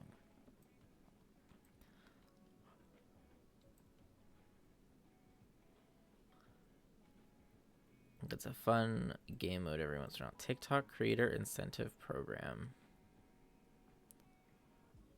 Post videos on TikTok with hashtag HSR Faye_UBW, an event exclusive hashtag for a chance to win 60 Stellar Jade. Plus, including a custom Honkai Star Rail PS5 controller. I don't have a PS5, but I want it. What does it look like? Is kind of my question. Can I see Life is as ephemeral as dew on a leaf, and full of worldly strife. They do have it in the flyer here.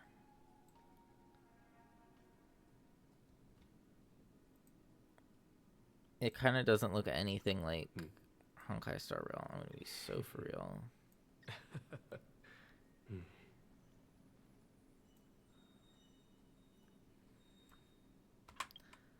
And then I'm guessing I just redeemed that code. Yes. Okay, so this is from the Discord quest. Which the Discord quest is just play for 15 minutes. So, got him.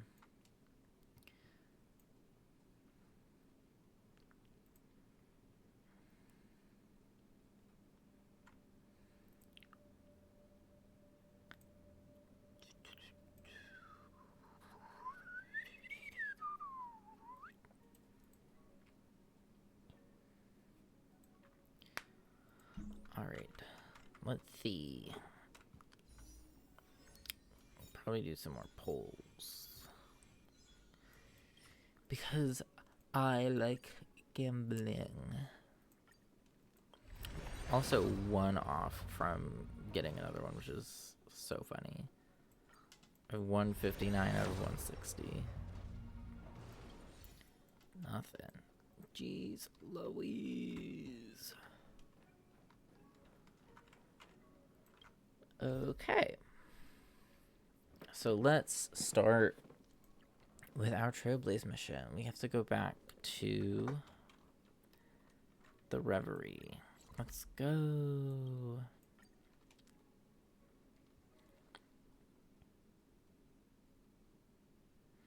The Reverie. A few games of chess will while away the time. Thank you. The Reverie is the hotel that is on the planet. Hey, let me tell you. Kind of hate how you sound.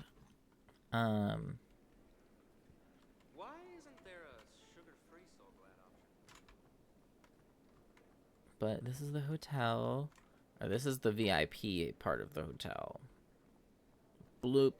Clock that. This is my room. Yes, yes. Wake up! Wake up! Hey, wake up! The sun's frying your butt.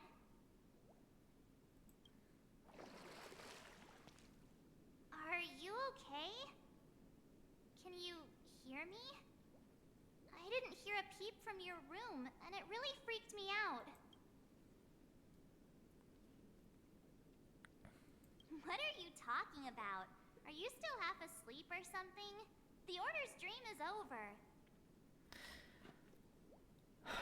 Okay, lore recap. We gotta recap the lore. So, the Astral Express, after stopping the Ambrosial Arbor disaster on the Cienjo, said, I'ma head out. And so they were getting back to trailblazing, is what they call it.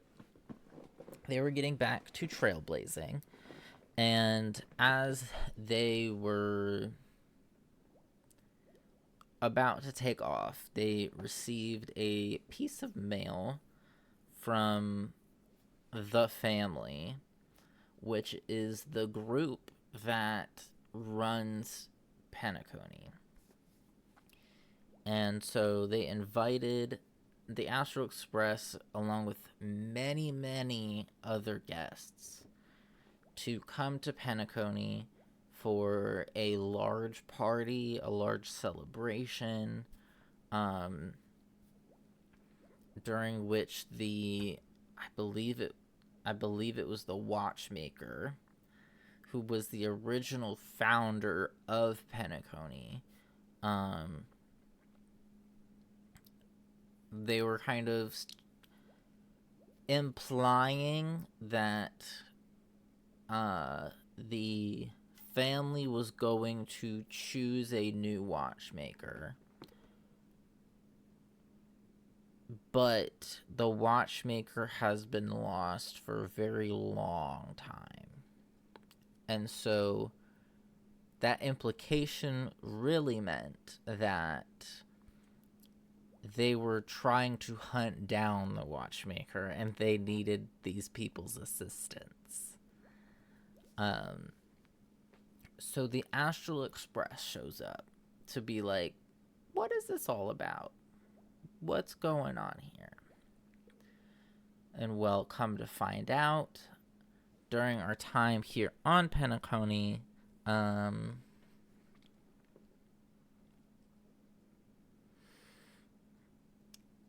it's not quite so delightful as it would seem. It's a very, gorgeous on the surface, dark underbelly kind of storyline. And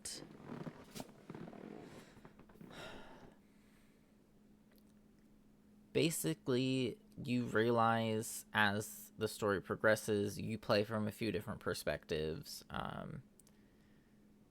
First, that's the perspective of the Astral Express, arriving on this planet, getting VIP treatment, and kind of getting almost herded around to the perspective of Aventurine, an IPC member, the International Peace Corporation, and he's here along with a member of the Intelligentsia Guild, who is a group of scientists and philosophers that work for the IPC,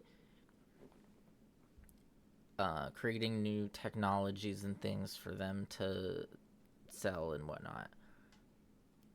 So Aventurine and Dr. Ratio, the Intelligentsia Guild member, are also here. But they're kind of seeking more direct answers. So the Astral Express always tends to try and stay as neutral as possible. Whereas the IPC don't give a fuck. Okay, they're here. They're here to collect on investment, essentially, and so they're like, I want to talk to the head of the Oak family, because the family is a collection of several families that make up the kind of government of Penacony. But they're like, I want to talk to the head of the Oak family. And so that would be Sunday. I want to talk to the manager because he hasn't been paying the lease for the store. So either you need to pay rent or you're getting kicked out. You're getting evicted is really what it was giving. And there's the story itself is so complicated and it's been so long that I can't remember all of the story beats, truthfully, because it got very, very intense and like very cunty. And especially the end, there was a lot of big twists. Something. So the two main people that you should know are Sunday and Robin, who are brother and sister. Sunday being the head of the Oak family, and Robin being his younger sister, who is a global pop star, or not global, universal pop star. Has toured to different planets, performed there, and has regularly spoken out against injustices that she has seen on those planets, even to the point where she almost got assassinated on one of the planets that she was on because she spoke out against the government. Because the people of Penacony, the families, worship the Harmony, Shipe, the Harmony, the Aeon of Harmony. So they're all about like keeping things peaceful as much as possible and making sure that conflicts are taken care of, and that's why Penacony is the way it is. Why it's such a joyous place is because of their faith in the Harmony. Well,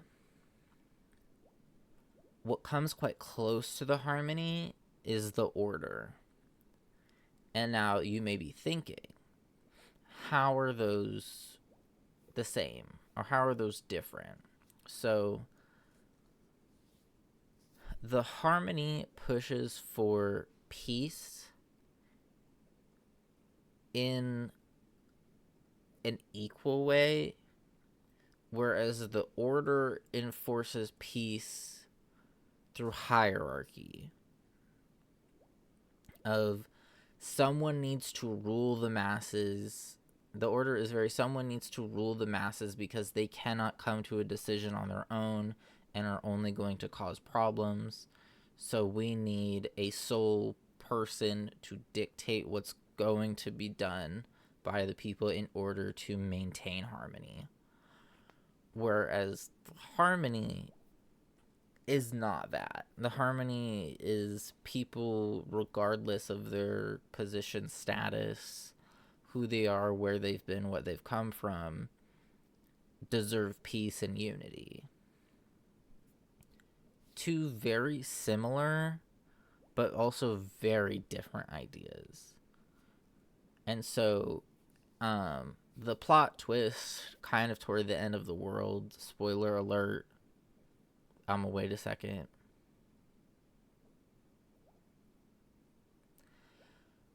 Okay, so the spoiler alert, Sunday, the head of the Oak family and Robin's older brother, actually is a follower of the Order rather than the Harmony, though he has been speaking as if... So, like, in the plot, there is... That'd be crazy.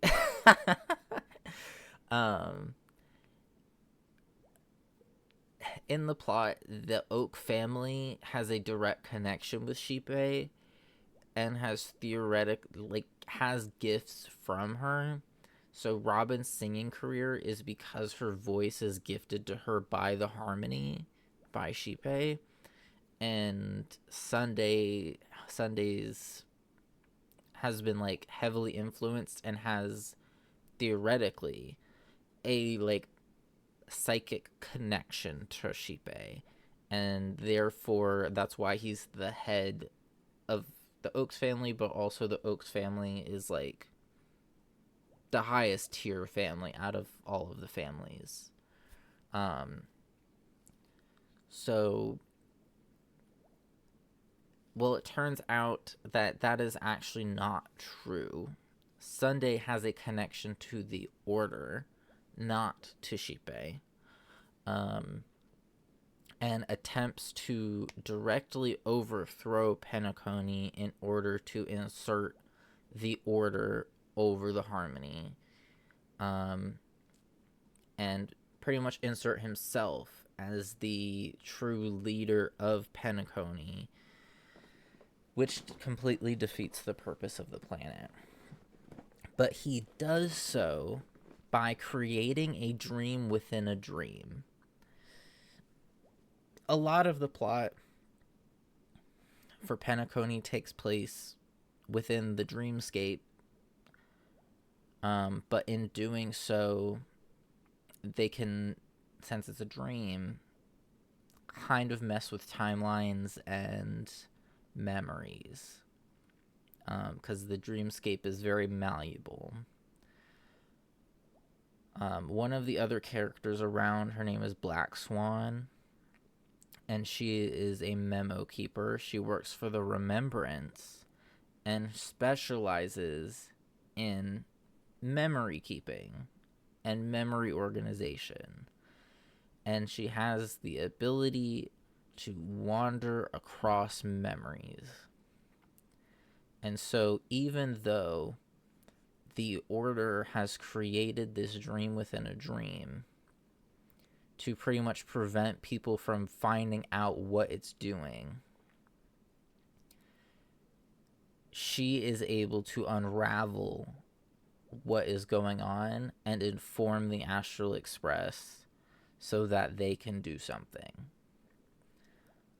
So then we end up fighting pretty much like how in the Cientia we had Lord Ravager Fantilia representing the destruction. Sunday became a Lord Ravager. I keep saying Ravager, Lord Ravager of the Order. And we were able to defeat him and destroy the Order's dream. And so that's where this is picking up, of we have just exited the Order's dream back into reality. And so we kind of have to now confront Sunday and be like, bitch, you got. Okay? You got. Anyway. So just wanted to explain that because she said the Order's dream, and hey, that's not going to mean anything if you don't have the background. Even though it's been a day, I still break into a sweat when I think about it. Our trailblazing expedition almost ended in Penacony. Yeah. So the Order's plan was to trap everybody within that dream in a dream to have full control and create the power hierarchy to maintain harmony that way. But is it truly harmony if people are being ruled over, you know? Is it truly harmony if people don't have the freedom to do as they please? And they kind of pose that question along with many others throughout this world. I'm so jealous that you got a good night's sleep. I was traumatized and too scared to even close my eyes. I thought if I fell asleep, I'd never wake up again. The Stellaron was sealed while you were sleeping. The ordinary people in Penacony have no idea what happened. They just feel like something's missing from their memories. Yeah, so Sunday got the power to be the Lord Ravager for the Order via Stellaron. It's always a fucking Stellaron. The family's official statement was like, the Charmony Festival was attacked by an unidentified Stellaron and came to a halt. After all, they can't just reveal the truth about the Order. Now, all the major lineages, except for the Oak family, are dealing with the aftermath. The family has invited the crew to the Radiant Feldspar as witnesses for an important meeting. Everyone's waiting for you, so hurry up and pack. We're leaving as soon as you're ready. So yeah, and we only ever came here in the first place because we got an invitation to the Charmony Festival, which is like a regularly occurring event.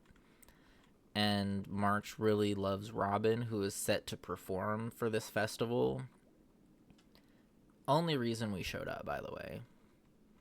We were going somewhere else. We were going to the next stop on our Trailblaze, because the Astral Express follows the Trailblazer's path. Nanook, the Trailblazer, we follow his path. He died a long time ago. Got killed, I should say. And pretty much the Astral Express just retraces his steps to eventually, I guess, find him or reach whatever destination. That has not truly been specified, but we took a detour for this little festival, and was just gonna be like, hey, party, okay, leave. Hey, had to save the world again. Yeah. After all this craziness, nothing is better than staying safe in reality. Real. It's a massive airship, and it's awesome. I heard it's never shown to the public. Only VIP guests of the family get to board it and enjoy the breathtaking views of Penacony. The Iris family sent us a bunch of souvenirs. Fruit baskets, plus this fancy button model. After you're back on your feet, you can enjoy them all. We are pretty much celebrities on the planet of festivities now, aren't we? What happened to you in Ina's dream? Why the sudden interest in that? Well, I was dragged into this sweet dream. I felt a cold tentacle diving into my memories. But something else was there. So the tentacle suddenly disappeared. And then I dreamed about stuffing my face with delicious food and going on a shopping spree. Sunday didn't seriously believe that was the life I wanted, right? Breaking free from that cheesy illusion was just a piece of cake. Alrighty, let's go meet up with everyone else. We've got some time before we board the ship, so let's catch up with everyone at Dream Jolt Hostelry.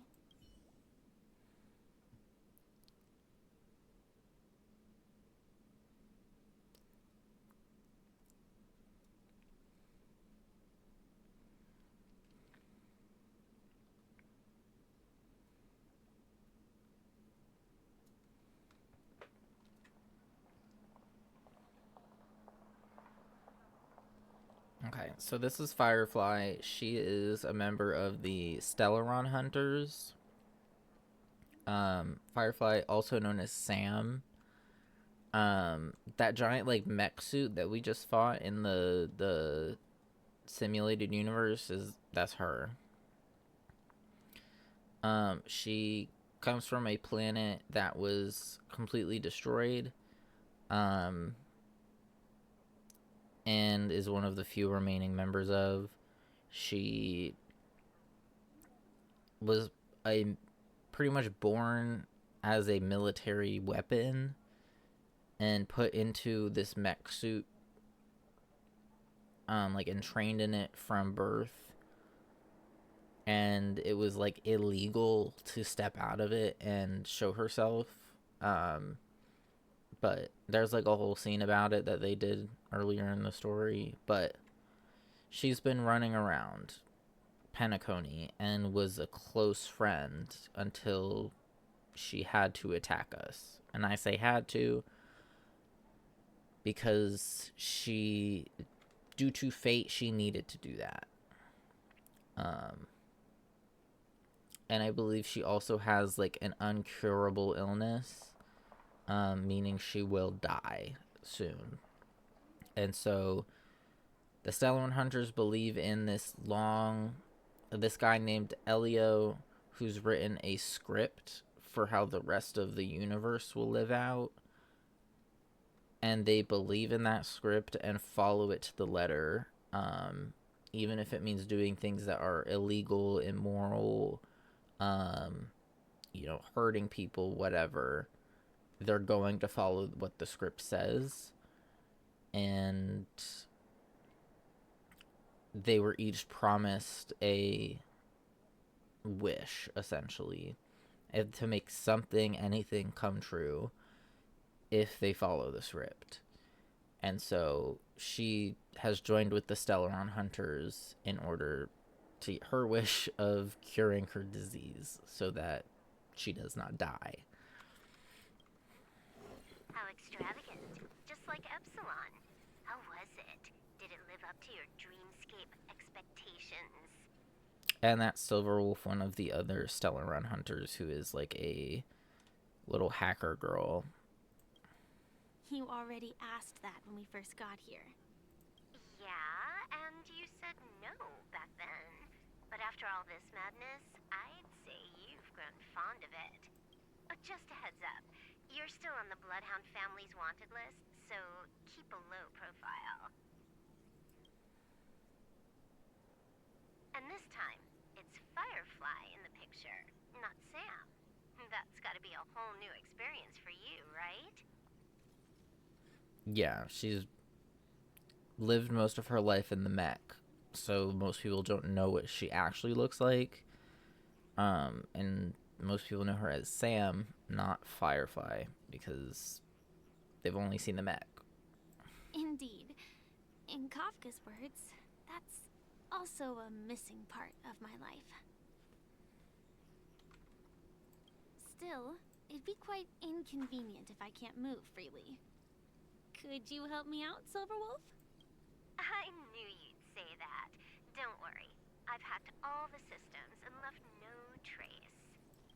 Don't do anything that may draw attention, and don't talk with guards. They might recognize you. Keep these 2 points in mind, and you can go wherever you want, unbothered. Thank you. No problem, Miss Samuel. I love this fake name. Now that we're done here in Penacony, what will you do in your free time? I hear the Genius Society is here. How about we go stir up some excitement? The Genius Society is here? The script isn't over yet. I didn't bring you back to hear an answer like that. Yeah, so each of the Stellaron Hunters has their own script. They don't know what their actions will do for others, or how it will affect others, or what the others need to be doing. They know the actions they need to be taking, and that is it. They don't know if their allies are gonna live or die. They don't know how it's gonna affect the people where they're at. They're just given their own script of this is what you need to do. That's it. Don't worry. The script says that I'll experience 3 deaths, but also receive an unforgettable reward on the planet of festivities. How will I know if I don't try? All possibilities exist until the outcome actually happens, right? You may not realize it, but you have a bad habit. Whenever you seem to be asking a question, you've already made up your mind, and no words will dissuade you. Anyway, Kafka asked me to pass on this message. If you see anything fabulous in Penacony, get one for me too. Just swipe my card, you know the pin. She didn't specify anything, but I guess she means a dress, coat, sunglasses, or something else. You know better about fashion than I do. Sure. I'll keep an eye out. There's tons of options at OT Mall. Do you think she'll like trinkets, like hair accessories or brooches? Those sound more like something for young girls. Maybe you should keep them for yourself. Oh, by the way, Blade wanted you to be more careful. He didn't explicitly say it, but I think he was trying to say something like, temptation will show up again in Penacony. He's always so subtle with his words. Yeah, so who wrote this dialogue? The Chinese. I don't know. People who write. The writers. But out of the Stellaron hunters, there are 4 that we know of. Firefly, Silverwolf, Blade, and Kafka. Shout out Kafka. Love Kafka. And then Elio. But he doesn't show up. He hasn't shown up as a character yet. He's just discussed. Got it. He was just worried about me. Relax, Silverwolf. You know me. I won't do anything crazy. I just want to wander around and see more of the world for myself. I want to buy some oatcake rolls. I've had a cake roll every day since I arrived in Penacony, from the first day to the last. But today, I'll buy 2 and give you 1. And if you don't like them, I'll enjoy double the pleasure. Or I can bring one to Kafka, as she never refuses. Or maybe I'll give it to Blade. He'll appreciate it. That's not written in the script, right? But as you see, I have added new footnotes to my destiny. Switching to Topaz's POV. Fucking Topaz? Okay. Topaz, one of the 10 Stonehearts IPC members. She's the lowest of the 10, though. The family ambassadors are still inside making preparations, but the big boss hasn't arrived yet. It'll be a while before the conference starts, I'm afraid. Huh. Quite a spectacle. The family really knows how to make things look impressive. I thought they would choose a more formal and low-key location for the conference. I didn't expect them to go with a luxury airship. About this, Director. I've asked around. This airship, named the Radiant Feldspar, belongs to the Alfalfa family. This conference between the IPC and the family will have a direct impact on Penacony's future. Such an important event should have been held at well, somewhere secretive in the moment of morning dew. The atmosphere here, it doesn't feel serious enough. If I'm right, this conference is probably just a prelude. Whoever organized it wants to assess the IPC stance beforehand. This influential figure either has their own ambitions and wants to reach a preliminary agreement, or they plan to put pressure on us to make us back off. Oh, your mind is always so sharp, Director Topaz. And when the big boss arrives, please remind her to be cautious and watch out for any traps. Thank you for the reminder, but I don't think that will be necessary. When she's at the table, it's the others who need to be cautious. Just tell everyone on our team to stay focused on their tasks and not worry about the negotiations. So, another thing about the Stonehearts that I forgot to tell you is that each of them possesses a literal stone that increases their power, essentially, that makes them their connection to these powers that the characters have much stronger. So that being separated, not a good thing. And so earlier in the story, we had Topaz and Aventurine here. Aventurine being like the next ranked Stoneheart. And Aventurine, when confronting Sunday, trying to get more information, made a bet with him of, I'll bet you my stone in exchange for this information. And Sunday said, okay. Gave him the stone. Sunday did not give him the information. Except, Aventurine did not give him his stone. Aventurine gave Sunday Jade's stone. So now Miss Jade, the big boss that they're talking about, she's coming back for her stone. Okay? She's real pissed. She's coming back for it. She said, oh, hell no. She was in on the, like, the bet and bit of it all. Because if you also look up what Aventurine and what Jade look like, they're fairly similar. They're not identical, but they're somewhat similar. Oh, got it. I'll do it right away. Oh, and one more thing. Don't call Miss Jade Big Boss in front of her, or there will be serious consequences. I mean, really serious. Got it. Thank you for the reminder, Director. Yeah, like Topaz has her topaz right here on her chest. And then there's Topaz has a trotter, the little guy in the pool there, this thing. That's Numby.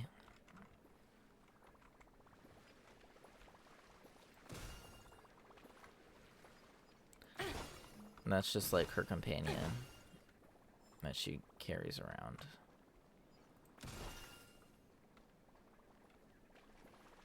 What are you doing, bud? Okay, I guess he's just gonna chill in the pool.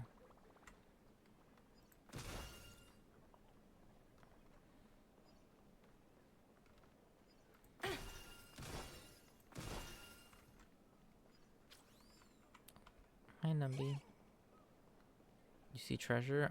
Yeah, he sniffs out when you're not in battle. He sniffs out like nearby treasure chests and stuff.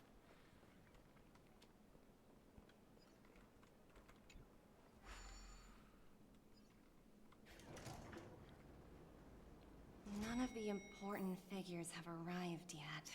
Huh. Looks like the conference won't be starting for a while. Such a bustling place.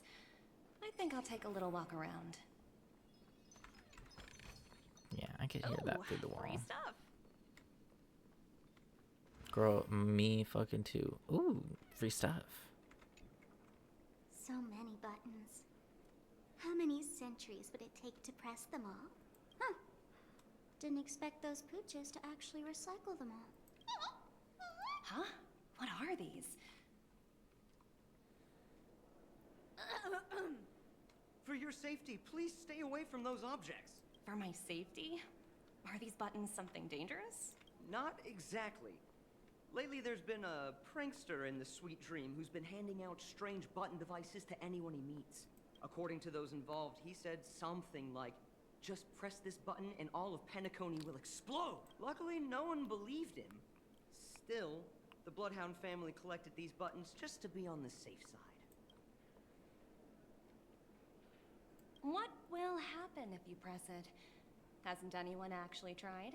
Well, perhaps you don't know much about Penacony? All the guests here have one thing in common. They're terrified of death. Anyway, the family will deal with these things. Please, kindly keep your distance. Okay, so that's not actually that guy. That's actually Sparkle. That's this girl. She's a follower of the Elation. Aha. And essentially they're all just major tricksters. They're all just very mischievous and kind of cretins to society. And she did also earlier in the story call Aventurine a slur. So like an in-world slur, not like IRL. But Numby, where are you, bitch?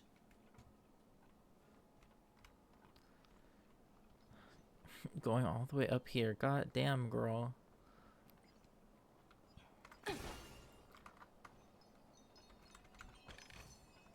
Hard work pays off. Yep, I know exactly where you're going, Numby. Stop.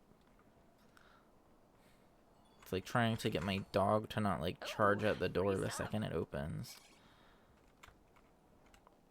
Another one? Numby. I'll get to it later. Don't you dare embarrass me. Thanks, Numby. Hard work pays off. Oh, girl, I'm trying to talk to these people. Family attendant. Greetings, madame. What can I do for you? Hello. Could you tell me more about the Radiant Feldspar? I assume you are the ambassador of the IPC Strategic Investment Department. It's my honor to assist you. The Radiant Feldspar is owned by Mr. Odie Alfalfa, head of the Alfalfa family. Mr. Alfalfa invested a significant amount in building this luxurious airship an Ember era ago, and it has been sailing across the 12 hours of the dreamscape ever since. Oh, so it's owned by old Odie himself. No wonder the ship is so lavishly decorated. Indeed. Mr. Alfalfa has impeccable taste. Only the most prestigious guests are invited by the Alfalfa family to board this airship. Please allow me to continue my introduction. The Radiant Feldspar had been cruising over the Sea of Dreams in Penacony for an entire Ember era. But its voyage was temporarily halted due to the recent reverberation. Girl, she said, if you'll let me fucking talk, back to what I was saying. Reverberation? Such a formal way of putting it. You're really downplaying the whole thing.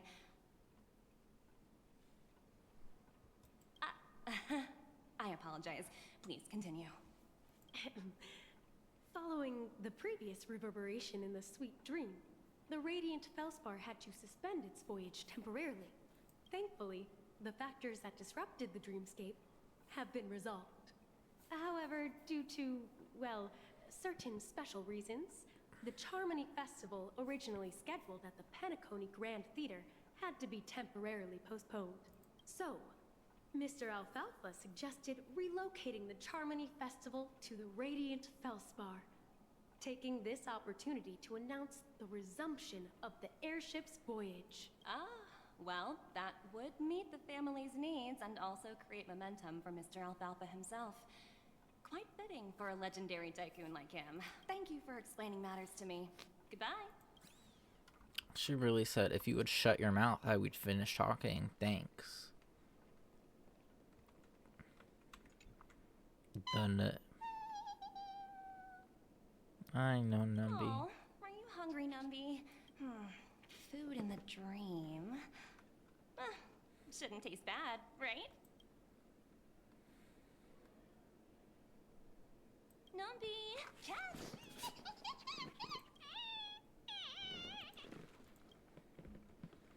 Seems a bit uncomfortable. Uh-oh. Oops, not to your liking, huh?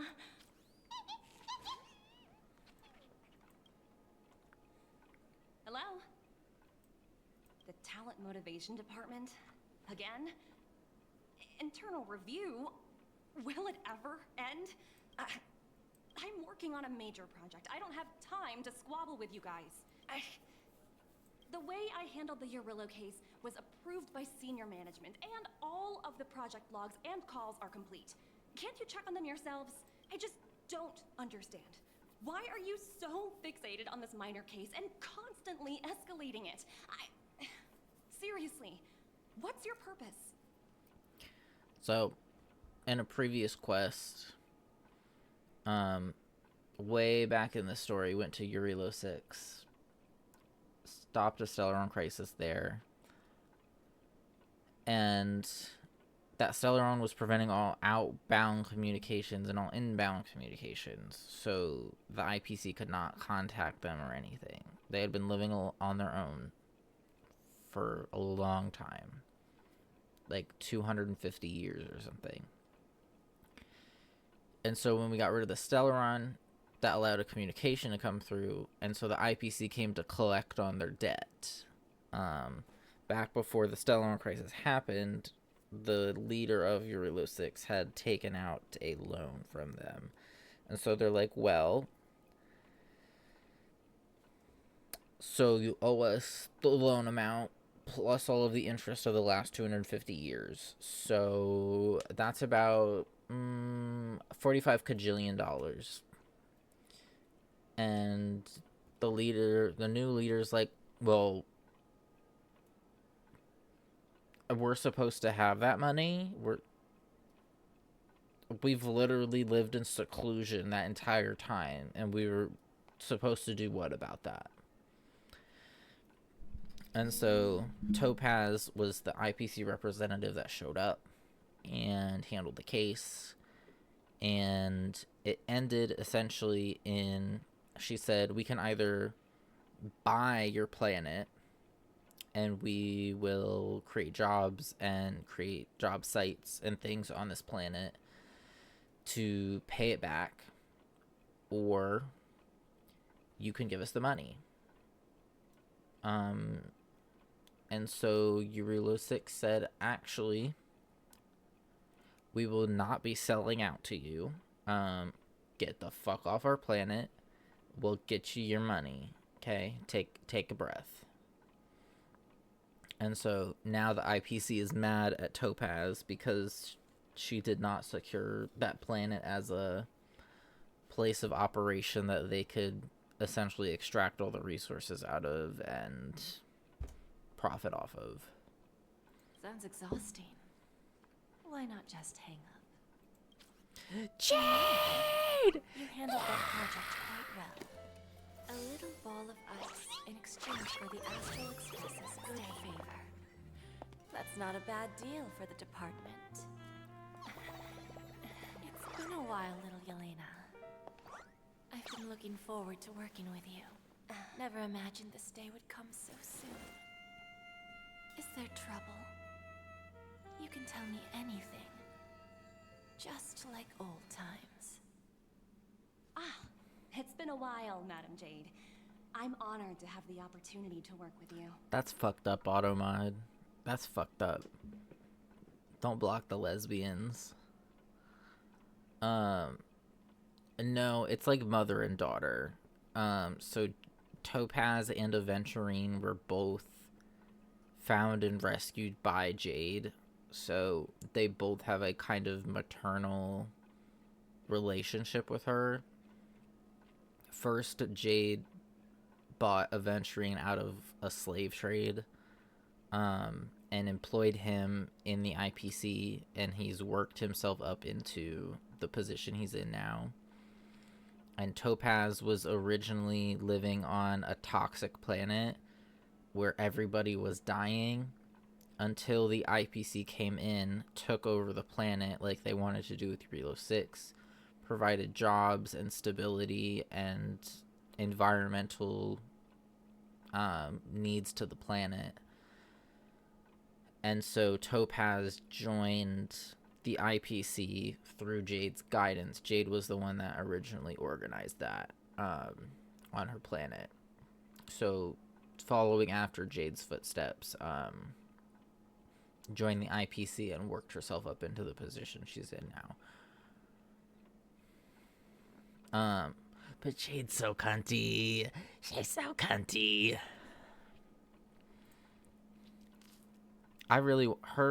If we get to battle as her, I'm gonna need you to see that, because her battle animations.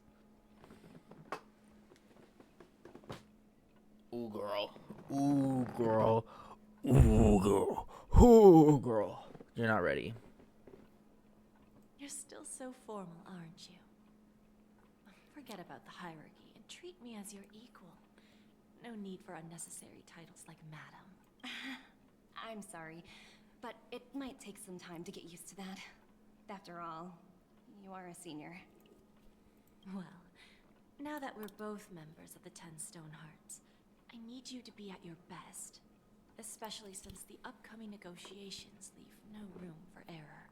As sharp as you are, I'm sure you've figured out the true purpose of this conference, right? I believe old Oti has taken it upon himself to test our limits before the official negotiations between the IPC and Penacony. That's true, and it works in our favor. Do you know why? If we can reach some sort of agreement with old Oti beforehand, and gauge our opponent's boundaries, our future negotiations will go much more smoothly. That's the obvious benefit. Exactly. And the hidden benefit is that as the head of the Alfalfa family, his actions suggest that the 5 lineages might not be as united as the Odes of Harmony would suggest. As long as the influence of Harmony hasn't completely permeated their core, personal desires will always have their way. Thankfully, influential figures in Penacony haven't entirely suppressed their own desires. It's similar to the power struggles within the IPC. The supposed all-for-one philosophy shared by the 5 lineages. It's just a slogan now that the Dream Master has gone. After the downfall of the Yoke family, Old OT's faction became the dominant force in Penacony.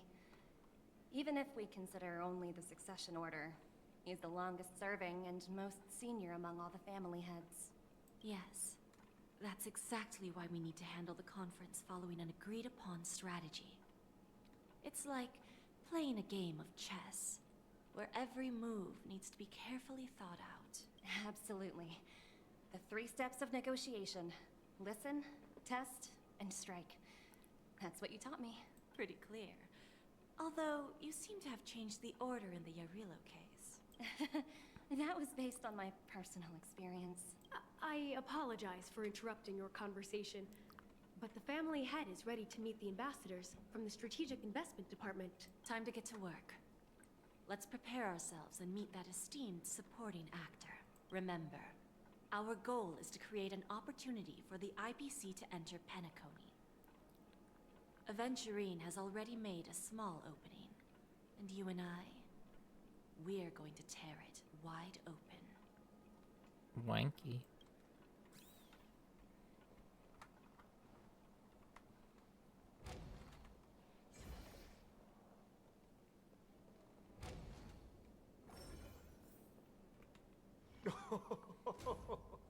Welcome aboard my ship, the Radiant Feldspar. Smart and charming ladies. Please, have a seat. Let's have a pleasant conversation. So the Alfalfa family are all these like short people with puffballs on their head. You can see it kind of just under the follower goal there. He's got like a little puffball antenna. And it's actually really offensive to touch them. Like, you can walk up to the NPCs and, like, just touch their puffball, and they're like, fuck, excuse you? Like, it's very offensive. I'd do it anyway, but they don't like it. Jade! Oh, we're lore walking.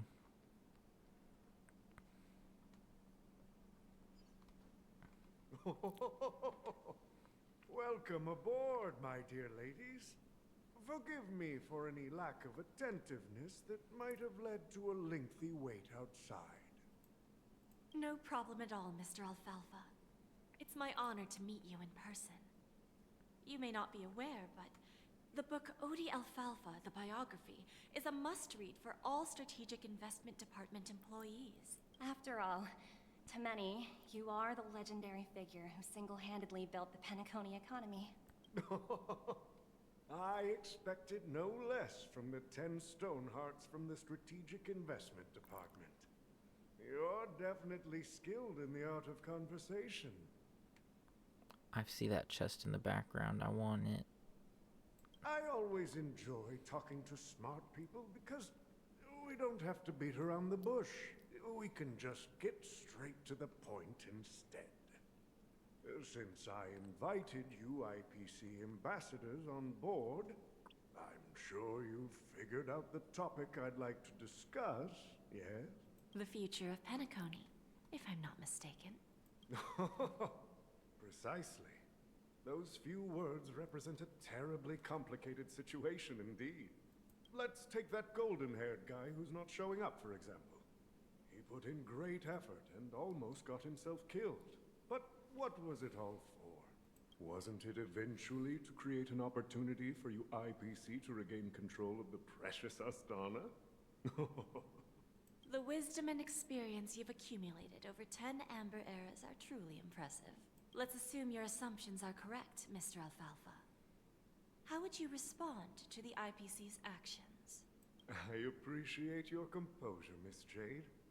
You must have witnessed much in your worldly experiences. However, perhaps you don't know much about Penacony. Old Oti won't sit idly by when faced with a greedy wolf.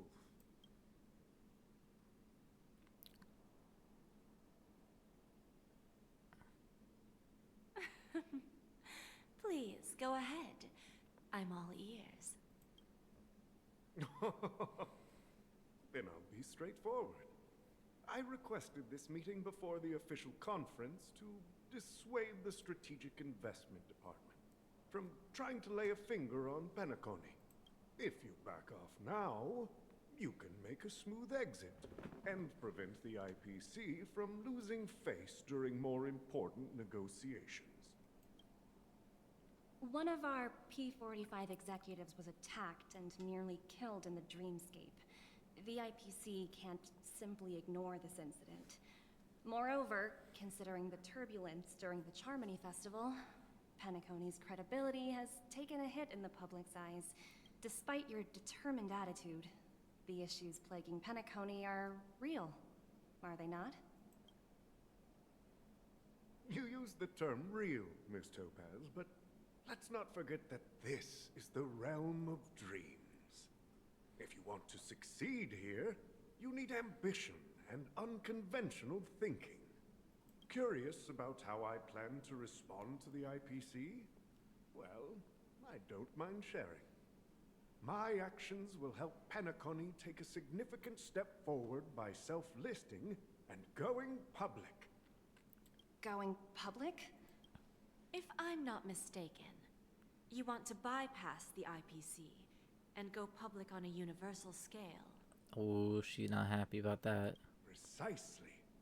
Instead of watching the IPC gnaw away at Penacony, I'd prefer to open the doors of the sweet dream to the entire universe. Starting today, anyone in the cosmos can become a shareholder of the land of the dreams. This is the path of harmony I'll choose. And well, if you think about it, that's more in line with the harmony than going with the IPC, where you'll have more, which is more closely aligned with the Order, I would say. Of they're gonna own it all and be the controlling person, and they're gonna like just let people exist there, you know? This reform should have been implemented earlier, but unfortunately, the Oak family were a bunch of blockheads blinded by Order. Their level of intellectual flexibility doesn't even come close to an old fellow like me. Thanks to the little reverberation earlier, the biggest obstacle between me and my reforms has been eliminated. The Alfalfa family will publicize the financial results of Sweet Dream Paradise, so that the entire universe can see that despite the catastrophe, Penacony still holds immense potential and opportunities, and that the family remains confident in its future. Crisis and opportunity are two sides of the same coin. So, you've been waiting for the right moment for Penacony to regain the spotlight. And if Penacony should seize this opportunity to overcome adversity, even if the IPC tries to intervene, every move we make will be scrutinized by trillions of people. Now I'm convinced that you've indeed familiarized yourself with my biography, Miss Jade. So, about your next move. Please, consider it carefully. Indeed. We need some time to digest such a wealth of information. I suggest we conclude the first half of our conference, Mr. Alfalfa. Please allow Topaz and me to confer privately for a few moments, and to respond on behalf of the IPC later. Of course. Take your time, dear ladies. I feel like I may just be slightly too neurodivergent to have gotten everything going on in that conversation. The Alfalfa family had a Just a meeting little with the bit. IPC? I got this information from a message sent by that IPC ambassador. He said it was to return the favor. So we have Don Hung and Welt. Welt being one of the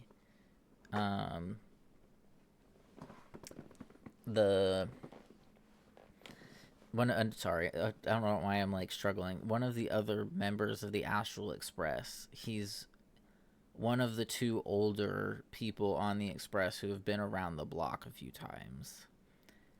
It was just such a business like conversation that 90% it was wine games, I'm sure, and it just like I got part of it, but not all of it. It's not hard to imagine. Penacony today is pretty much like the frontier prison it once was, with external forces casting greedy eyes and the undercurrent of order lurking within. Instead of falling into a situation where they are plagued by both external and internal threats, Penacony would rather take a step back and invite the IPC to negotiate at the table, ostensibly to cooperate, but in reality, to secure more opportunities for their own survival. Well, no wonder they sought the mediation from the Astral Express. In your opinion, who should we stand behind? I don't think the followers of the Harmony are completely innocent victims in all of this. For reasons unknown, they have a strong desire to smooth things over, which leads to speculation about their motives. If either the family or IPC were to assume full control of Penacony, it would return to its previous illusory dream of hedonism, and the efforts of those previous nameless would once again go to waste. So, first off, eat shit. Second off, the second big gag of the end of Penacony was that the watchmaker that the family really despised was actually a founding member of Penacony and an ex-nameless.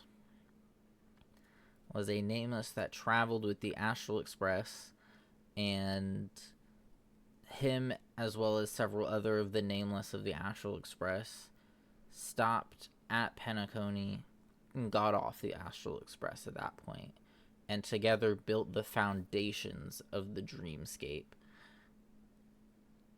that has been turned into what it is today by members of the family who have turned it into what it is for personal reasons, have turned for financial gain, for, popularity and fame, not really pure intentions.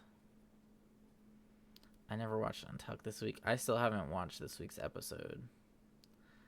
I need to do that, or else I'm gonna get spoiled before fucking the end of today.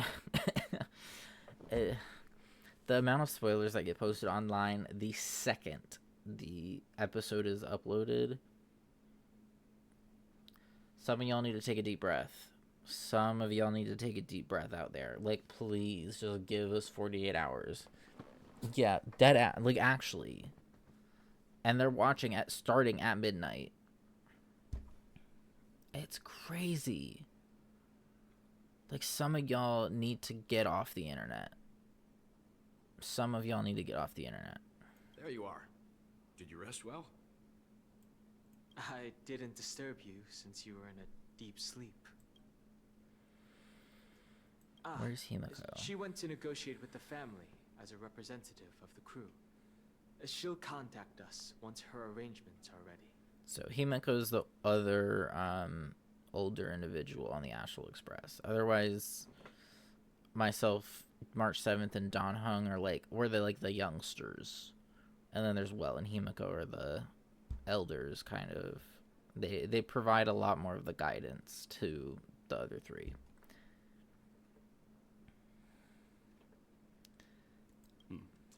After Anna's dream was shattered, the family branch from the Montour system soon arrived and swiftly took control of the situation. Most members of the Oak family fell unconscious, but fortunately, their lives were not in danger. Anna being the Order.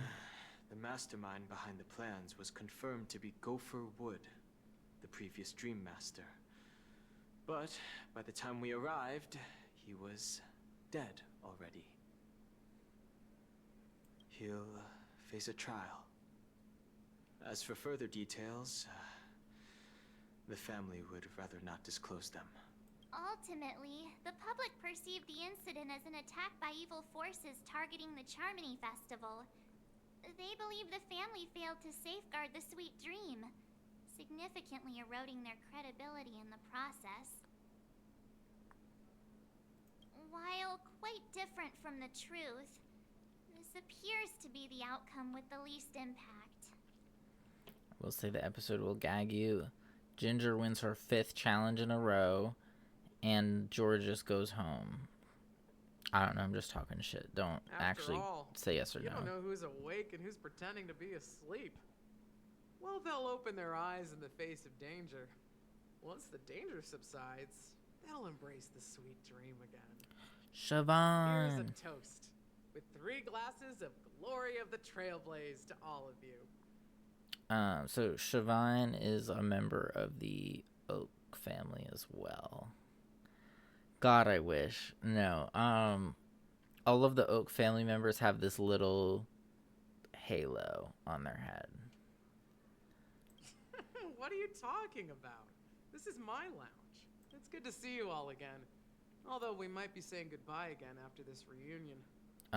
She said fuck the family, and she works as a bartender and runs the lounge. When will the Astral Express leave Penacony? We'll stay a bit longer, but not too long. I love Welt. So, this is our final meeting then? Old man Yowie.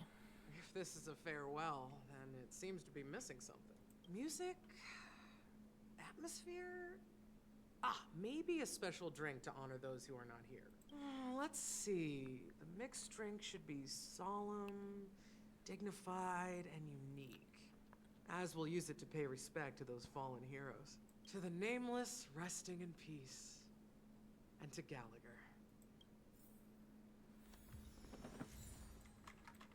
Rest in peace, Famiglia.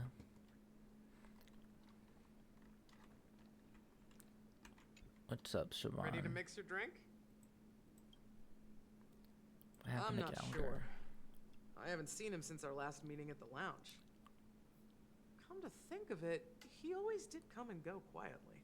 We used to discuss everything here. But every time he'd leave, I'd realize that I didn't know him at all. Such is the mystery that is Gallagher. I have a hunch. Perhaps he's already fulfilled his wishes and won't be coming back. Before we start, would you like to talk to your friends? We have plenty of time. No, All good. right, as you wish. I think I have an idea about what drink to make. Would you like it bitter or sweet? Sweet. Drowning sweetness. One of the most challenging drinks to make. A slight imbalance in the ingredients can result in an overwhelmingly viscous sweet taste. However, with the right ratios, you get a uniquely sweet drink with a lingering aftertaste. Not a bad choice. Let's start mixing. Mix a mini wine glass. And this is an old event that they did. So they're just reusing the event to create a fun little game moment. 1 dream gem, 2 dream gem, and 1 sweet milk cream. And we're done.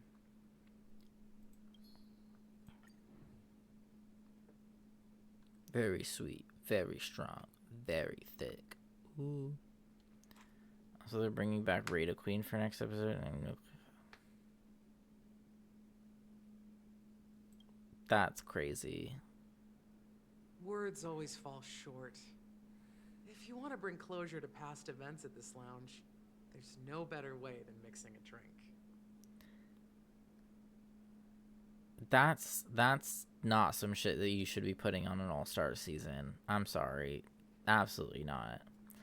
I've yet to watch a season that has Rada Queen on it. I haven't seen season 16 or 17 yet. And that is definitely some, like, regular season shit. That's not an All-Star season bit. To me. That should not.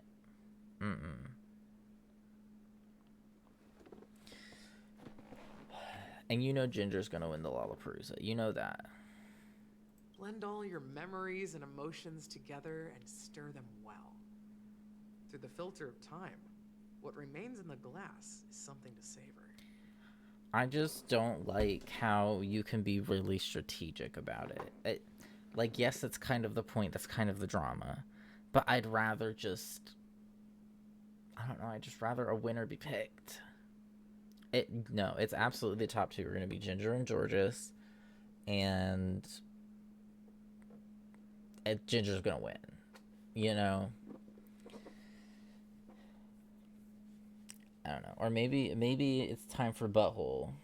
Maybe it's time for the Butthole win streak to come into place. She does seem decent at lip syncing, at least. Like, she doesn't win them all.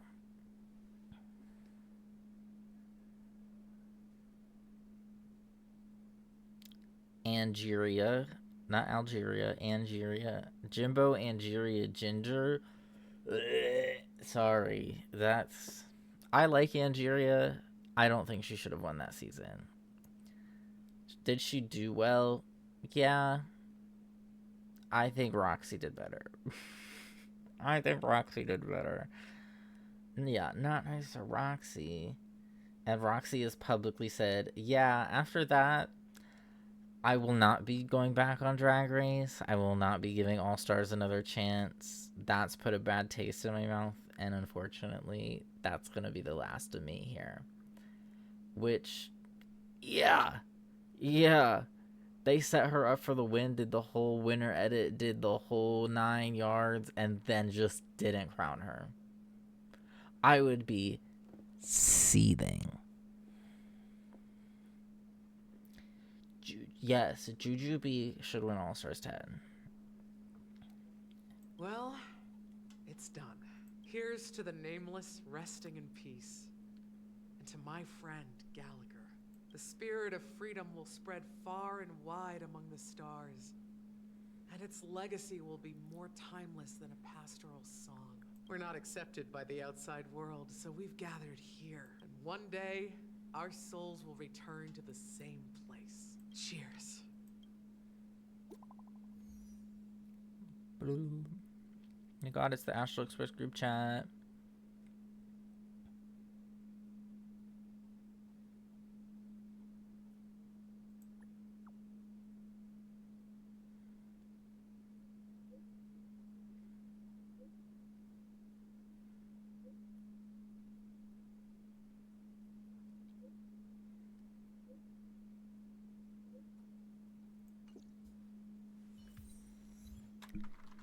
It's a Wonderful Life by Siobhan. Oh, are you leaving?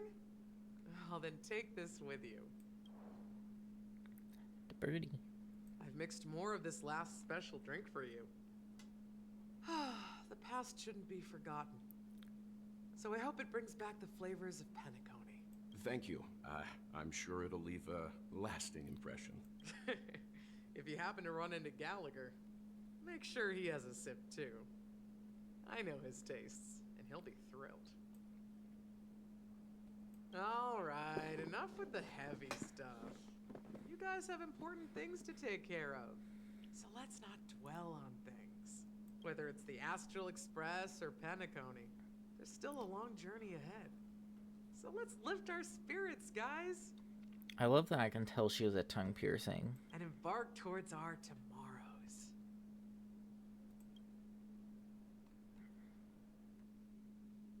Jade. Old Odie is a tricky opponent. I didn't expect him to take the risky step of going public at such a critical moment for Penacony. Indeed. He's definitely bold. It's that kind of boldness that made him the Odie Alfalfa he is today. Still, the outcome is uncertain. Shouting loud doesn't necessarily carry any weight. What about the phone call I asked you to make, Topaz? Ah, they agreed. But it'll take some time before they arrive. Just as it should be. The sweet dew should be served after the bitter poison. Looks like we'll be skipping the exchanging apples step this time around. Now that we're dealing with a greedy merchant, a simple apple wouldn't make a difference. Well, I guess I included myself in that remark too. A lot of Jade's, like, stuff is very, based around the Garden of Eden. Like, she talks about apples, and she has a very heavy snake motif as well. So she's very Eve-coded, very Garden of Eden Eve-coded. Now I'm a bit curious, Topaz. Do you think Penacony is a quality asset? Yes. Despite its recent calamity, Penacony remains a top quality asset within the cosmos, with good credit, lucrative potential, and promising prospects. Well, that's obvious. But what I truly wanted to know is, this project is obviously too bland for your taste, isn't it? That's true. I wouldn't be here if it weren't for Aventurine. But despite that, you trust him. You even entrusted him with a cornerstone. Something as precious as life itself, to finish this gamble. Are you not in the same boat, Miss Jade? Without us playing along, your Jade Stone wouldn't have made it across the border so easily, allowing you to see all desires that flow through dreams to gain a bargaining chip in negotiations. That's why I'm willing to stake my Topaz Stone to cover for you. It's like one big elaborate game of chess. Once that kid sets his mind to something, nothing can stop him. Not even fate. Well, at least he's still alive, and that's the best outcome. Looks like we've strayed off topic, Miss Jade. Should we discuss our next steps? No need. I'll go it alone. Meanwhile, you can go greet our honored guest and wait for my message. Okay. Is that Robin? Huh. She's also here on the Radiant Feldspar. Yeah, Jade! Let's see, what's her technique look like? There's a good child. Do as you're told. Yeah. She also uses a whip. That's her weapon. She's so cunty. Greetings, Miss Robin. I didn't expect to meet you here. Miss Jade? Greetings. The opening ceremony for the Charmony Festival has been moved to the Radiant Feldspar, so I'm here making some preparations. How about you? Have you spoken with Mr. Alfalfa? I'm actually on my way to meet him right now.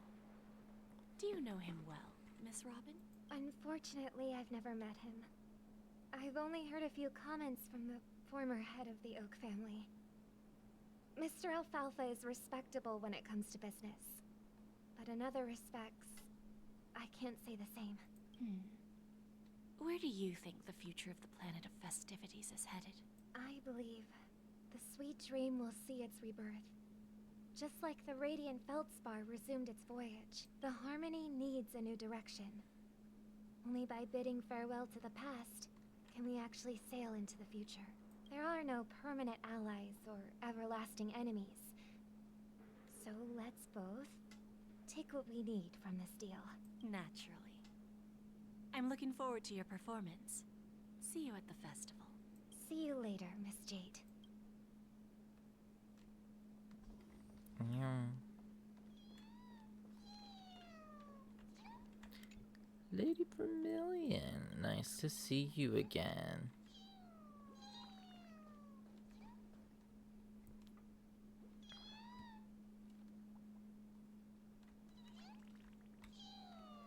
It's interesting that I can climb all the way up here.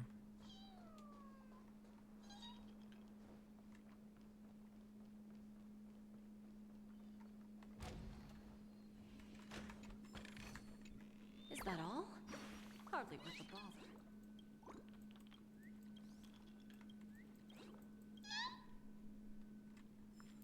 Yeah, so the origami birds hide around and you kind of gotta yank them out of their spot.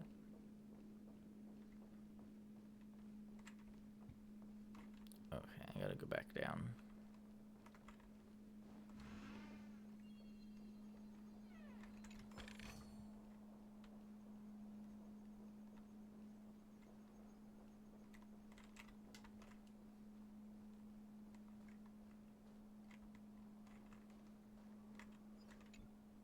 Thank you for your patience, Mr. Alfalfa.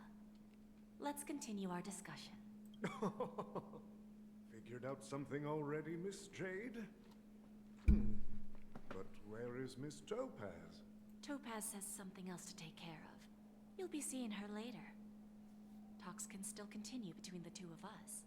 Is it just me, miss? Your tone sounds very different now. I need to set a good example for my junior. It's not a good habit to be too loose-lipped during negotiations, right? Now we can speak frankly and openly. Do you believe what I said, Odie? You're not the only merchant who has seen the changes in the cosmic market over the past 10 Amber Eras. Interesting. Now that's interesting. Good. It's good to be straightforward. Openness and transparency are my things. So, tell me, what's your next move? Unfortunately, I'd like to speak the harsh truth before laying out my plan. Let's cut to the chase. First, your plan won't work. Penacony has no way of sidestepping the IPC and going public. Ooh. T. Second, you can't stop the IPC from entering Penacony. We've got all the time and connections in the world to find a way in. We'll keep tearing down and rebuilding this place until the Asdana system gets used to the IPC's ways again. Now, I'm repeating your words exactly. If you don't want to be a laughingstock and have everyone gunning for you at the official conference, you'd better drop your little pie-in-the-sky plan. Oh, interesting. Indeed. You surely have a way with words. Now, I'm curious to know what you have up your sleeve. Mr. Alfalfa, let's not forget that the IPC controls the biggest interstellar publicity platform. More than half the news networks in the universe take their orders from us. The moment news spreads about Penacony going public, trillions of customers will immediately receive a message like this. The family's protection for Penacony has expired. Any mishaps in the dreamscape could result in permanent brain death. Care to guess how many ways we have to turn alfalfa credits into worthless junk within a measly 24 system hours? With the entire cosmos keeping a close eye on Penacony, I assure you, it won't be too hard. You really think you can pull that off? Even from Pier Point, as distant as it may be, I'm more than capable of keeping you on a tight leash. However, if you agree to give up that half-baked plan to go public, the IPC will assure you that we'll never jeopardize the interests of the family heads under your leadership. After all, we also need allies here in Asdana. The IPC can assist Penacony with financing, starting by acquiring 30% equity shares. With our financial support, stabilizing and rebuilding Penacony will be a piece of cake. 30% equity, you say? Who can guarantee you won't want more in the future? That's the brilliant part of it all. The answer is simple. No one. There are no guarantees. It all hinges on self-awareness and mutual respect. However, the board of directors will consider the interests of the family heads to some extent. You're a smart merchant, old Odie. Isn't the whole purpose of this elaborate game to showcase your business acumen and seek more benefits for the family? It benefits us if we both take a step back. And if that's not enough for you, I'm pretty sure that another goal of making Penacony go public is to expand the influence of the Planet of Festivities and attract more customers. I understand your concern, and I have a solution for that, too. Fine. Now I see your sincerity. As the head of the Alfalfa family, I don't think I have any reason to refuse your offer. However, as their chosen one, I still need one final answer. Go ahead. I'm listening. When I was a child, I heard the adults recite the tale of the ancient Amber Era, about the ascension of Shipe, the Harmony, and the downfall of Enna, the Order. The Order and the Preservation used to be close in ancient times. So, why does the IPC, as a follower of the Amber Lord, seek collaboration with the family instead of aligning with the Order? The answer is simpler than you think. It's all about credits. Everyone's favorite thing and the universally recognized currency among the stars. The IPC has the power to perpetually ensure their value. With each new world integrated into the credit system, the IPC adds another building block to its cause. Eventually, all exchanges, capital, and businesses will operate within a unified monetary system.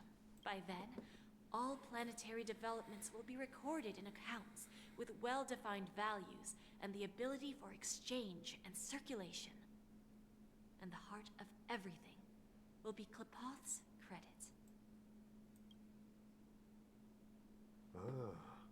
And then the IPC will be able to exert influence over everything. Our intention is to establish enduring preservation, so I'm sure you can understand. This universe doesn't need two types of order. Well said. Now you've convinced me. All right. Tell me your solution. Let's see if we're thinking the same thing. Then let's continue our conversation. Please, Topaz, invite Sweet Dew to join us at the table.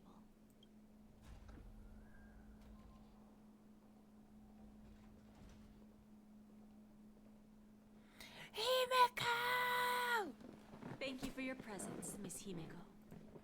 Please allow me to introduce her to you, Mr. Alfalfa. This is Miss Himeko from the Astral Express, one of the future shareholders of Penacony. I've heard so much about you, Mr. Alfalfa. It's an honor to meet you as representative of the Astral Express. This stunning lady is the navigator of the Astral Express? It's a pleasure to meet you. I believe everyone here is familiar with the general contents of the proposal.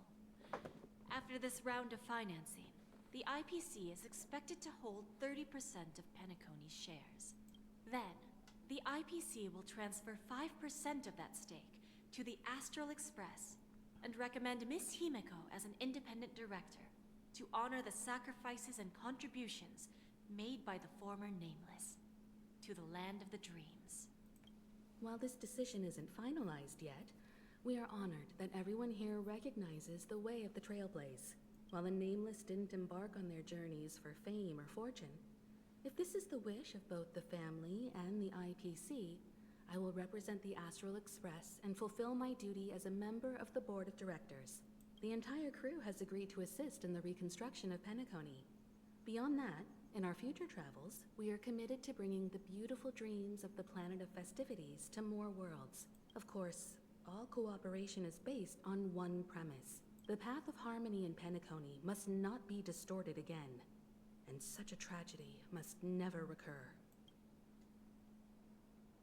She said, "Don't you dare let this shit happen again." And I said, "Yes, Himeko." Whatever you say, Miss Himiko.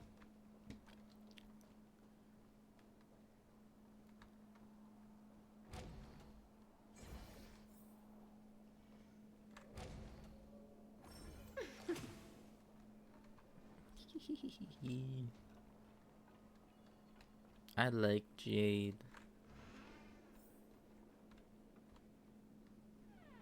That's a puzzle for later. Okay. Oh, okay. I was gonna get the chest, but that Old works. OT is in agreement, so the issue is settled, I presume. What about the remaining family heads? They will soon realize the situation.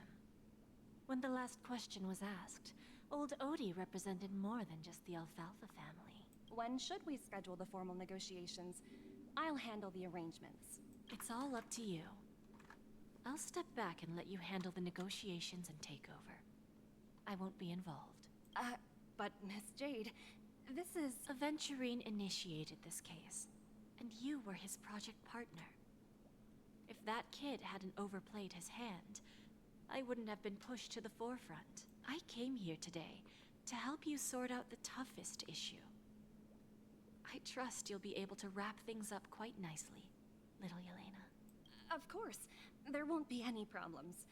And please, give Diamond my assurance. Don't worry. Diamond has always trusted us. I'll put in a good word for you, and you'll have your P-45 position back in no time. Radiant Feldspar. What a fantastic ship. Well, now that my business is done, it's time for me to indulge in my own little hobby. Ah, you want to open a Bon and Jade exchange branch on this ship too? Opportunities like this don't come around often. Just look at the guests on this ship. They're surely holding a wealth of valuable treasures. Well, I'll take my leave. A pawn shop can't run without a boss. See you around, Topaz. I have one more question for you, Miss Jade. Go ahead. That dose of bitter poison. I'm curious as to how you found this information. I didn't find the information. It came to me. It was from a lady concerned with the future of the Harmony. In return, I've agreed to help her with something. But that's for later. We can deal with it after we leave Penacony. You see, that's what investment is all about. The seeds of opportunity are already sown. They only need a little bit of nourishment to take root. And then after, all we need to do is wait patiently. Like right now, for example. It's just about time my final guest boarded the ship. And whomst might that be? Oh, Firefly. Interesting.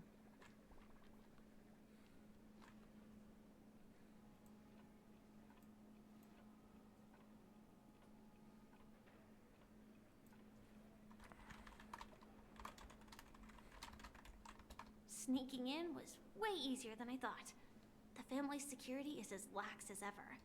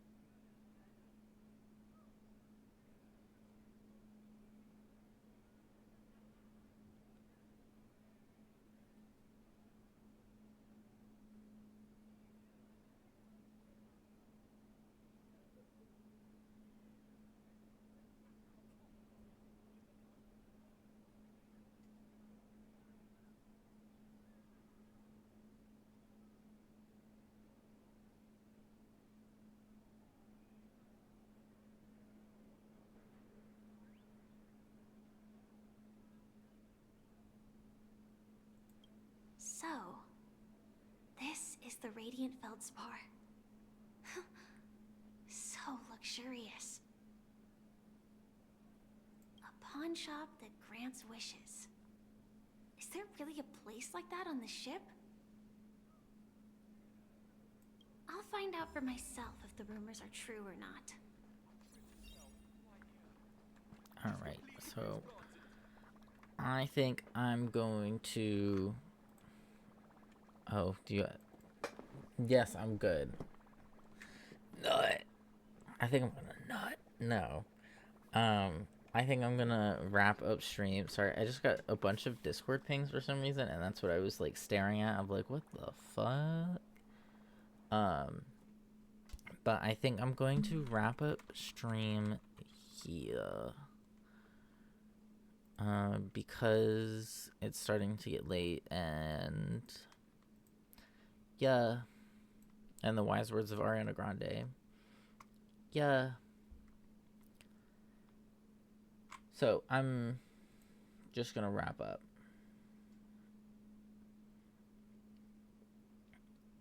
So, sorry, I'm like trying to read through. I got pinged in like a voice chat in an old community, and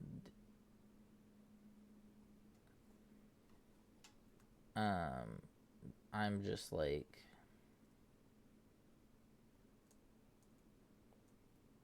trying to catch up.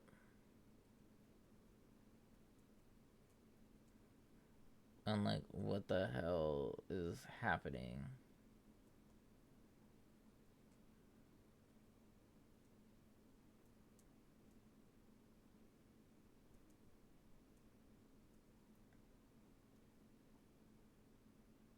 Okay.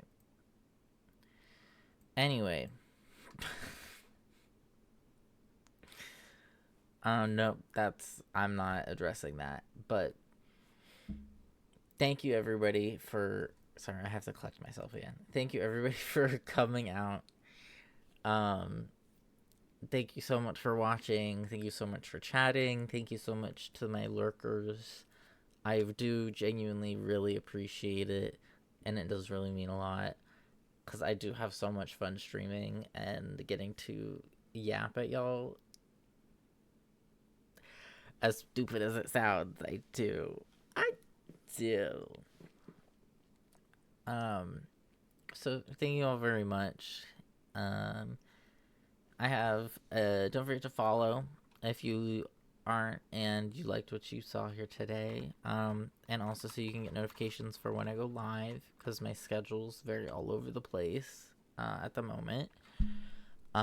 If you want notifications in a different place, I do also have a Discord that you can join. So feel free to join that, and it pings every time I go live in there. Trying to think if there's anything else. Oh, there's a YouTube channel down below stream in my little like bio shit. I just post VODs to it pretty much. And I also have my Resident Evil 6 playthrough on there. I've been streaming that and then just editing down the VODs into like one long video. So if you're interested in that, you can check that out there. Otherwise, that's all from me. That's all from me.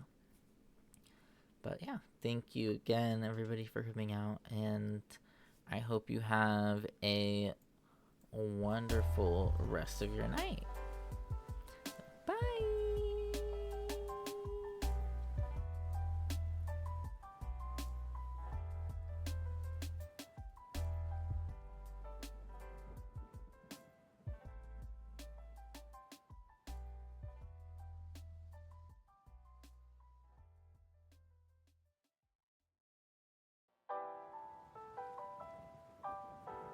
Liftoff of Mission 41D, the first flight of the orbital Discovery, and the shuttle has cleared the tower.